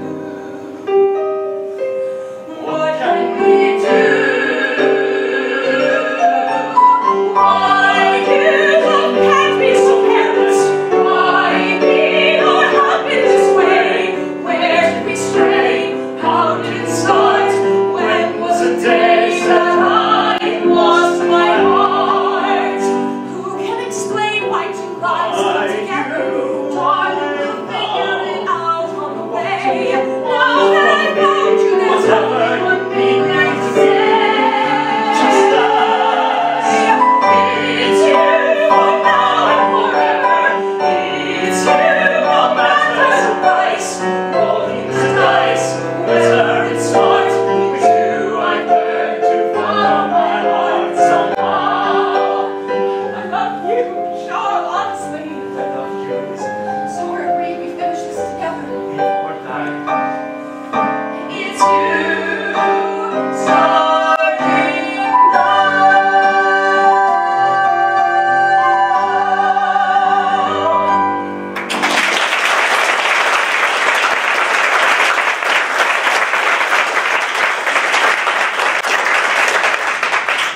March 2nd, 1942, in front of the French embassy.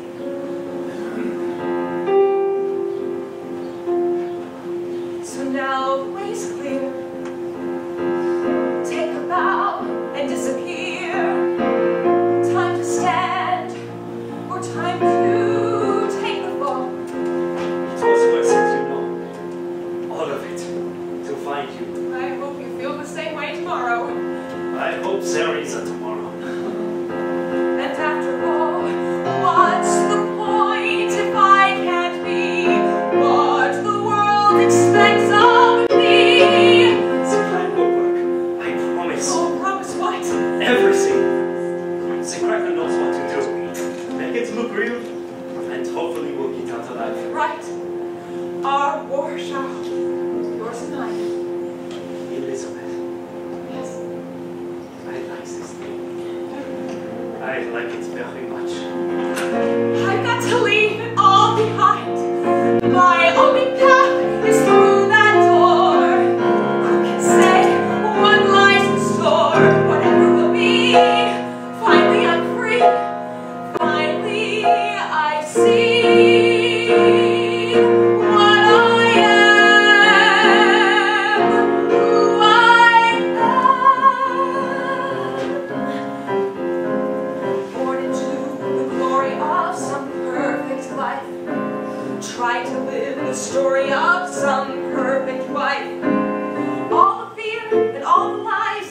Be a good girl, compromise. Say, Betty, you're a spy. I want this life.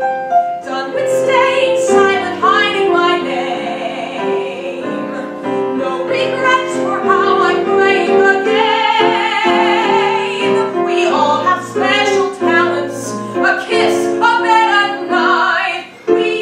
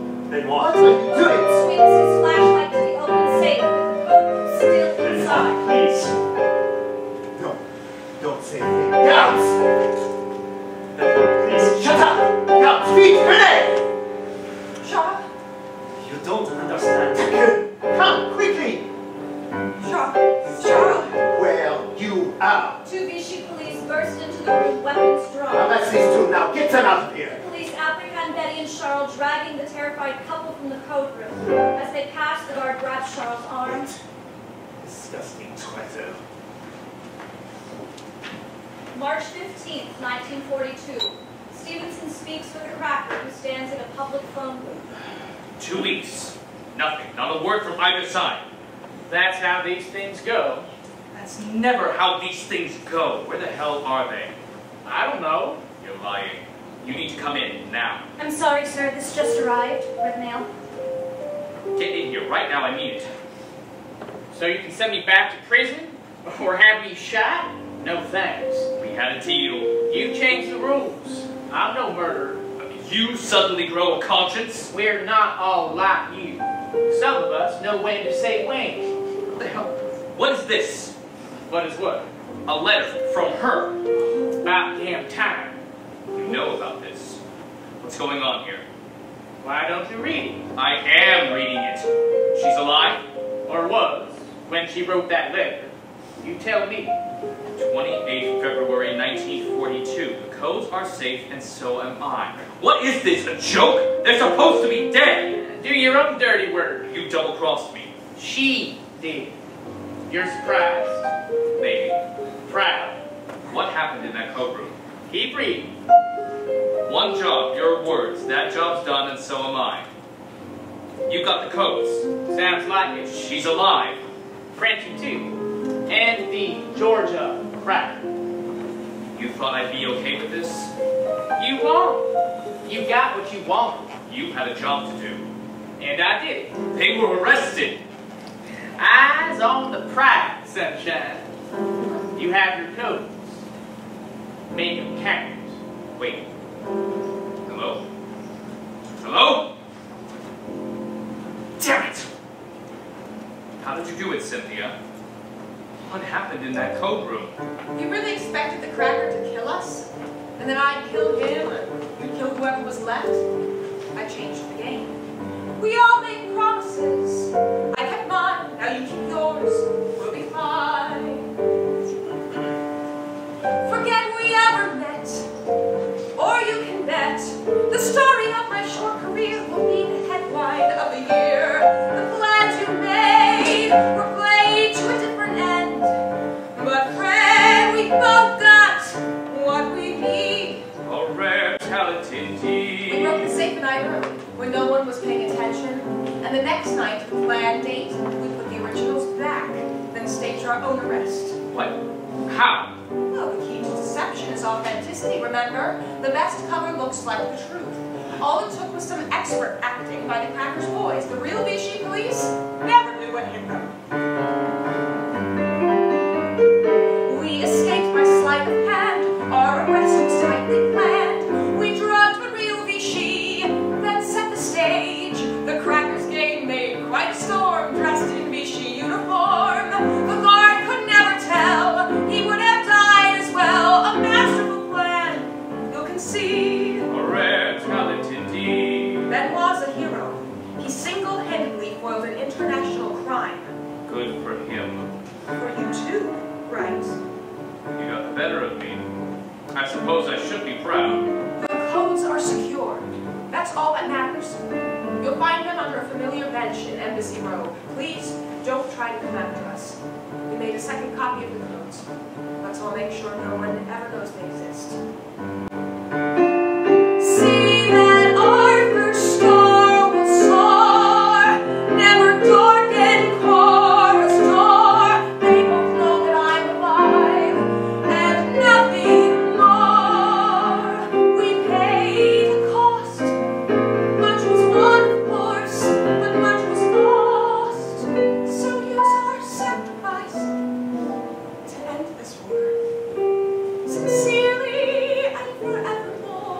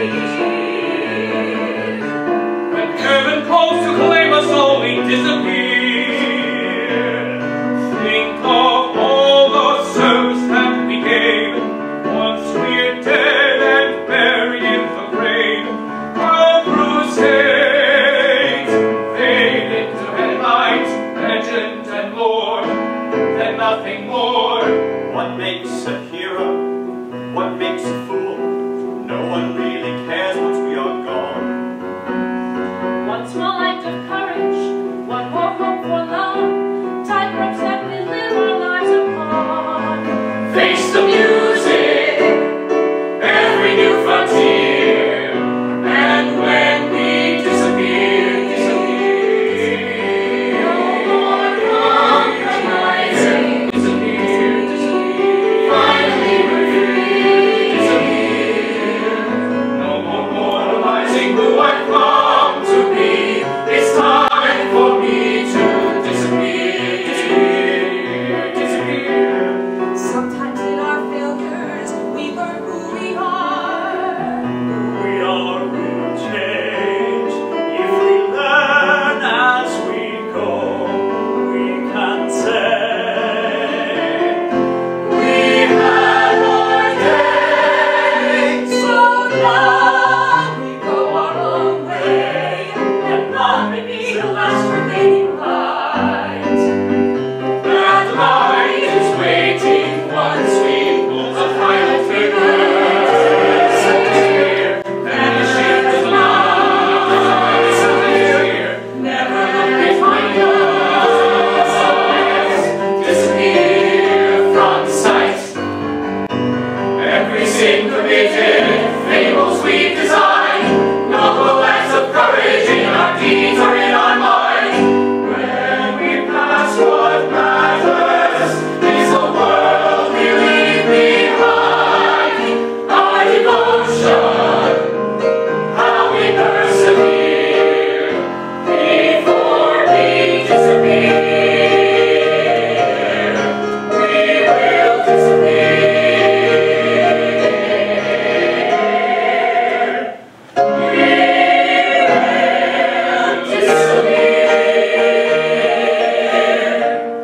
Company fades as November 1942 news headlines flash across the rear wall, declaring U.S. forces invade French Africa, Algeria surrenders to allies, Operation Torch, landings in North Africa. Headlines fade to original 1947 photos of Betty and Charles on their ramparts of Chateau Castelnau in Perpignan, France. End of play.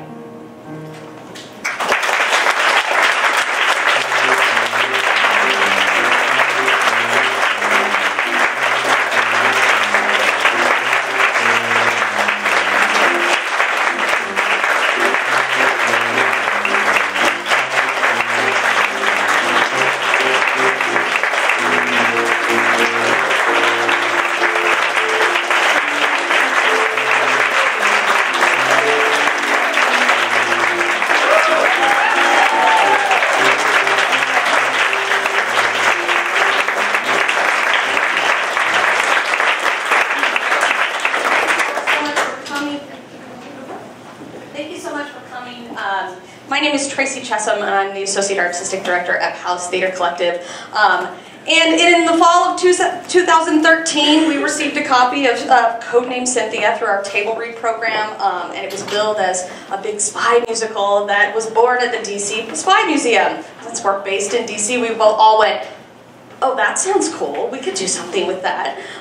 So that piqued my interest, and then we started to listen to the music, and we were hooked. That begat a year-long development process, which included readings both in DC, at Ball State University in Indiana, at Point Park University in Pennsylvania, and then back here where it was born at the Spy Museum tonight.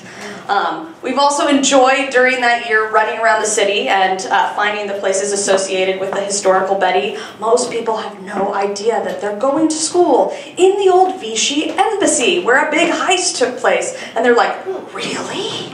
And we're like, yeah, it's really cool. Come see the musical. So what you see here is about 4 rehearsals with our principal cast as we move forward to performance. They've had about 16 hours of rehearsal, and you guys are fabulous.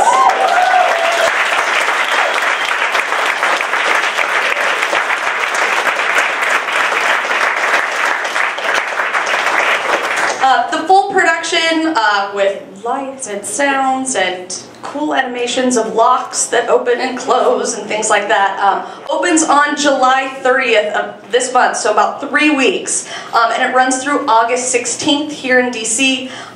Today, if you would like to buy tickets, we're offering you discounted tickets for $20 each. And you can go back and see our artistic director, Ty Hallmark, and our managing director, Caroline Brent. They're in the back there and are able to take your ticket orders.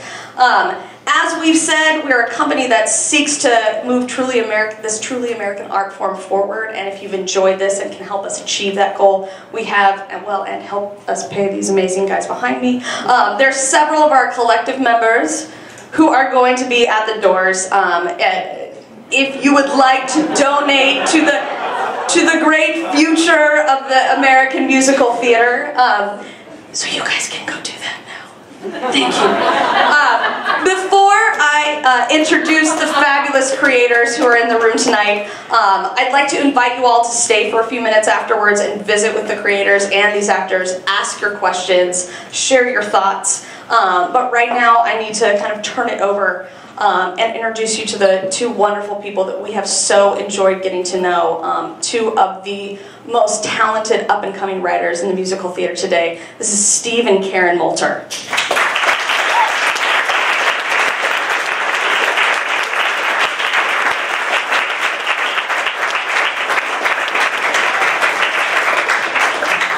So I would say please stick around, come meet Karen and Steve, ask them your questions. They know anything you want to know about Amy Elizabeth Thorpe, they know. They probably know better than some other people here. Hey. Sorry. But thank you again for coming, and thank you to the Spy Museum for having us in.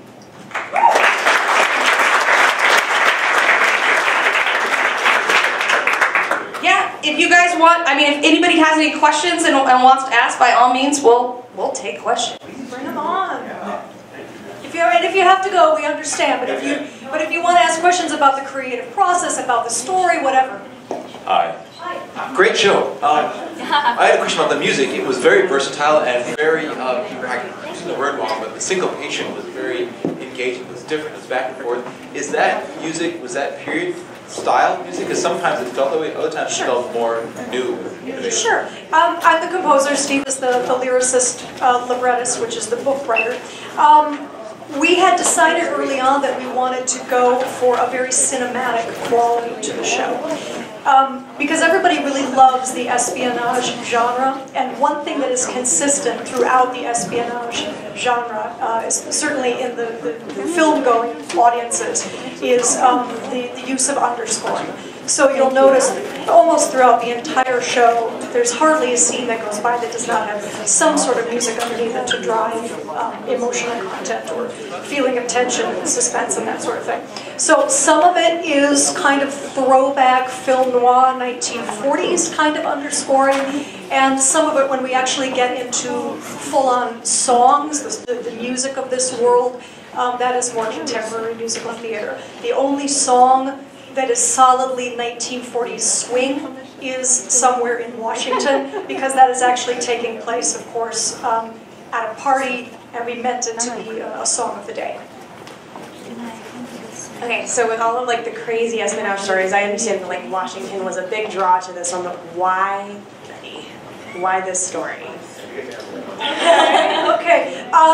We had been looking for a story that we wanted to musicalize, and I was in Washington, D.C. for a few days working, and on a day off I went to the Spy Museum and was captivated by the entire museum, loved it. And in the bookshop I asked a young man about a book on female spies. I just wanted something about female spies, and he recommended a book called The Sisterhood of Spies by Elizabeth P. McIntosh. And it's a wonderful collection of women who operated in the OSS during World War II. And in a small section, I came across the story of Amy Elizabeth Thorpe, and was immediately taken, and I came back home to Chicago to Steve, and I said, I think I've got our story. Yeah, and sort of an interesting thing, I think when you're looking to make a determination on what you're going to write in terms of a musical, the big competition that you always have within yourself is, do I write something based on source material? We are so used to seeing musicals that are based on a popular movie or a television show or a very popular novel of the day. The minute you decide to go and create what is essentially an original story, as for those of you who do know the real story of Betty, there were a lot of things in this that you're not going to recognize necessarily that definitely stray from the accuracy of history, but it is still based on somebody, but it's an original musical for all intents and purposes. There's a risk that goes in both directions. You have a better shot typically with directors, artistic directors, producers, and audiences if they know what they're seeing on the way in the door. So if I say, you're going to see Footloose tonight, or you're going to see Legally Blonde, or you're going to see Mamma Mia, you say, oh, okay, I know what's going to happen. You buy your ticket. If you're on Broadway and 4 of you want to go, there's $1,000. That's a huge investment for a family of 4. So it's always a risk to do an original story, and so once Karen found Betty Pat's story, we both were hooked on it. We spent the next few months trying to convince ourselves not to write that story. We had fallen in love, but we said, no, we can't sell it. Let's go and find a spy movie. Let's do Notorious. Let's do, what were some of the other big ones that we hooked into? Well, Casablanca, that's... Spy stories from the 1940s that we could have chosen from if we could get the rights. If we could get the rights. And that's a part of it as well, is now you're sharing rights and all of that goes into it, and you have to get the approval of either the authors or the estate that created it. But what we found out is the more we discussed it, this was the story that we wanted to write. We loved this woman, and she has sustained us all the way through the writing process. We still love her every bit as much as we used to, which is great. Oh, I don't need to write. Speaking of rights, yes. Did you engage with the estate, with the descendants of Betty Thorpe and whoever? No, we did not. Because the story is a public domain, because she's just a historical figure, there are no rights that have to be secured when you are telling the story of a real-life person. For instance, if you were to write a Houdini musical, you do not need to secure the rights to Houdini's life. We did a tremendous amount of research on her life, but we did not contact anyone from her estate. But you're right. For example, Mary Lavelle, who wrote Cast No Shadow, for those of you that know that particular book, or the other William Stevenson, who wrote, you know, if you're going to something like a Man Called Intrepid. These are source materials as far as background and as far as research, but we didn't lift any sections from those books. Had we decided to actually musicalize or write the play based on the book and really track the book and the way the book was written, there definitely would have been rights involved. In this case, we just used a variety of source material to gather our history. Steve, you said that the Cracker song, though, came right out of his diaries, but that's still public domain material as well. Because the two of us have been working on trying to put together, you know, the staging for this, and we keep going, how did the interior of this lock work? And he goes, I don't know how it locks. That's what the Cracker said in his stuff. And I went, oh, okay, that helps me. But that came right from doing his. Yeah, but didn't that come directly from like not his memoir, but his diaries that are archived somewhere? For instance, we have the actual combination. We know what the combination ultimately ended up being. We don't actually use it in our show, but we know what the combination was. But as far as the actual mechanism of the lock, the book writer handled that. Yeah, and what you're saying is exactly right, Tracy. The song itself, so Until You Learn, the song that he sings, we created that. But that central section, where he goes through the entire process, and he's gone, that's right, he's out collecting money now, give him money. But what he says in the middle, where each pin, the spindle moves the drive cam, as you'll go, you'll pick up the tabs on the wheel fly, that's all deadlifted from source material that we supposedly know. Again, we don't know who the Cracker was, nobody ever found out where we knew he was from Canada, he was not from Georgia, where the name came from, we have no idea, that's actually a piece of accuracy. So there are little bits and pieces, there are individual lines that all the characters say, and that we hear in certain songs. I see, even in Disappear, where there are moments where we have a little line that we know that particular person said historically, and in some cases we actually trade out attributes.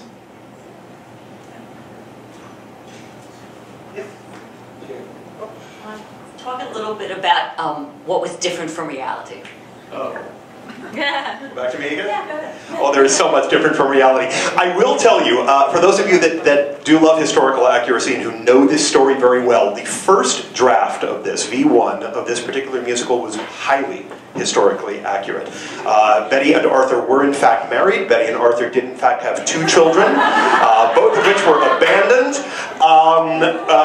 Bill Stevenson was not Betty's primary director. That was Bill Donovan. Stevenson was her handler, but Donovan was the one who actually created the orders. Oh, there are so many other inaccuracies. Poor Arthur. Arthur comes to a dreadful end, as you learned about when we have the talk here that came down. So a lot of things were changed. I sort of want you to research the story yourself, because I don't want you to walk away. And again, there was a wonderful story. The Janine back here gave an amazing talk back in March. But what was fascinating is we did that V1. We did it in 2 table readings, and we sang the whole thing through for people, including some folks who we have a great deal of respect for, and they were bored. They were bored with reality. Now, this is an interesting thing. On the page, when you're reading a novel, or when you're telling a story, it works one way. You go to a theatrical piece, and all of a sudden there were aspects of the story that, although they are accurate, the audience wasn't hooked by them. One of the great ones is that on the page, Betty and Charles met that one afternoon. They fell into bed an hour after meeting, and they were desperately in love with each other from moment 1. Well, we actually tried to portray that on the stage, and everybody said, "No, bull. I don't buy it. Nobody falls in love that fast. It doesn't happen." We're like, "Yeah, but it's real. It's there. It's on the page. This is what they said." So that was a big thing for us, is now how do we track their relationship, and when does the audience know that they actually really do love each other? Because for a long time they didn't. They still thought that Betty was either playing him, or they felt that she fell in love too quickly, and finding that balance is tough. So the balance between accuracy and theatricality can be a very delicate one to walk. Yes, Natalie. Oh, I just want to say I really enjoyed this so much. And you know, I came into it with preconceived notions. But I really enjoyed it. The songs are gorgeous. The music is beautiful. And I, you know, carried myself along with the story that I was seeing, you know, and I just, the part of me that, the research part went away. I just locked it up in a little compartment because it's absolutely 2 different things. And so don't go and then watch my lecture, because you'll be really depressed because it's so sad. Well, you actually told her endings you didn't want to do. No, it's beautiful, it's fun, and it's, you know, it's just sung beautifully also. Kudos to the cast, just absolutely fabulous. I look forward to the production, and I will tweet the hell out of it.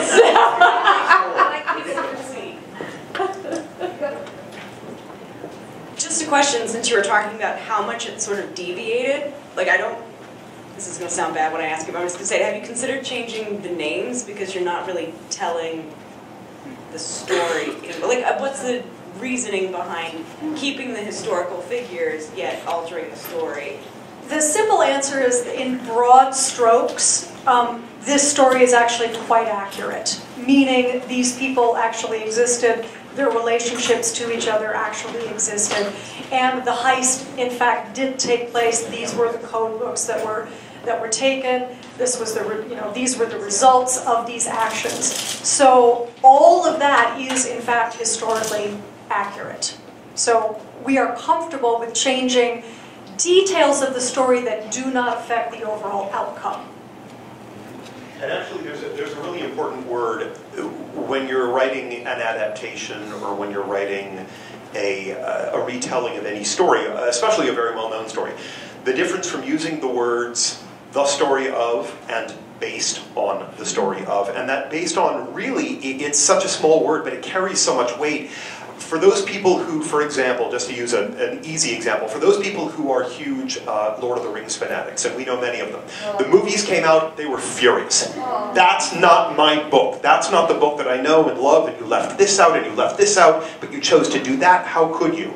And Jackson said, I've got 2.5 hours. I've got 3 hours to tell a story. It is based on the books. And there's enough there that people who are fans of the original source material can see their bits and pieces, even if they don't get every single one of them. So those who love historical accuracy will be a little bit more frustrated. But for the general public, which I'm going to guess in this case is probably 99.9% of people who've never heard of her before, there is a safety mechanism, because this is the story that they'll know until they dig a little deeper, and then they'll be pleasantly surprised when they come and hear Natalie speak, and they hear what the real story was.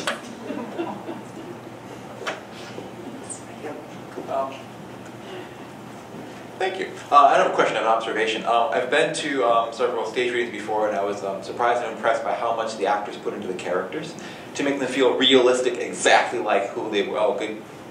Yeah, exactly. These people! Forgot they were back there. Oh my God, it's so embarrassing. But it added a lot to the appreciation of the story, of the feeling of what was going on, rather than just a staged reading. This was a staged performance. And I have to admit, when Betty gave the ring back to Arthur, I was like, no, you have to keep that. I had a little tear in my eye. Because it was real. It felt very real. Well, that is, I mean... And we're all really lucky, because this is the cast that is in fact going to be doing the production at Pallas Theatre. So I hope you all come and see the show. It's going to be something with lights and costumes and original footage and original photographs, and it's going to be a multimedia kind of thing. It's going to be really cool. Yeah, Tracy, the stuff that she's been showing us has been very exciting, and this is very rare, by the way. For those of you that either have or haven't been to a stage reading and have no idea what to expect, because this is very unique, certainly for the Spy Museum to do, and maybe there are some people here in the room who are not big theater goers. What you never get is what we got right here, which is a reading that happens 3 weeks before a show opens using the same cast. Typically, you begin rehearsals, you have 2 weeks, everybody comes in on day one to rehearse, and they have to start learning the play and learning the score. And you use the first 4, 5, 6 days just to learn what you're doing before you begin staging. What Tracy was able to do by connecting with these phenomenal people back here is they were able to learn the script and the score for tonight, for all of you. The next 3 weeks in rehearsal get to be spent really just honing and polishing and sharpening this piece and having lots and lots of fun. Also, we've been working with Tracy for a year, and with Ty and with Caroline, and judging where we were a year ago when we were here in DC, Tracy's relaxation is unbelievable. She's chill, it's easy going, it's no problem, we got this. Most directors don't get that. They're going into it, oh, I gotta fight this thing into these people, so it's quite remarkable. We have done it 4 times now. And it's different every time. Any rewrites? Any others? Anyone else? All right. Yeah. Will you be releasing your past recording? This music is phenomenal. I absolutely love it. If you would like to write a big fat check tonight, we can make that happen. I mean... Kickstarter. Kickstarter. Yes. I live in a recording studio. At some point, that would be. By the way. I do actually. Is it ever off the table? Maybe someday. Yeah, I mean the show is, it's on a trajectory, and we have to go through certain steps. Yeah. Still a work in progress to a certain degree as well. Hi, I wondered if either of you for this piece had any lyricists or composers that you drew inspiration from, and also how you got involved in theater as your life. We love talking about Yeah. Well, as the music writer, I look to Michel Legrand. I've always loved his music. He collaborated a lot with Marilyn and Alan Bergman. He has uses a lot of use of sequenced melody, which I'm very drawn to. Of course, Stephen Sondheim. Certainly the classic American songbook, definitely. It's really a loaded question, because if you track it over time, what you always hope not to do when you're writing a musical is you hope not to be derivative. That people sit there and say, oh yeah, it sounds like Sondheim. It sounds like they're sort of copying the Sondheim sound. And we always try to work very hard to have as individual a voice as possible if you recognize moments. For me, Johnny Mercer is very much my superhero. He's a god where I'm concerned. But yeah, Sondheim, I don't know that will ever be capped. I don't know that anybody will ever have the opportunity to have the kind of career that he's had, or that level of skill, both mentally and verbally. It's extraordinary. But even going back further, I go back to Gershwin, I go back to Hoagie Carmichael, certainly, you know, Richard Rogers, all of the classic writers have so much to teach, but as far as like the straight guides, Cole Porter, these are the folks that we definitely derive a lot from. Now, as far as how we started doing this, maybe we should end on that. Yes. Thank you so much to the International Spy Museum. Thank you. Thank you all. Really a pleasure.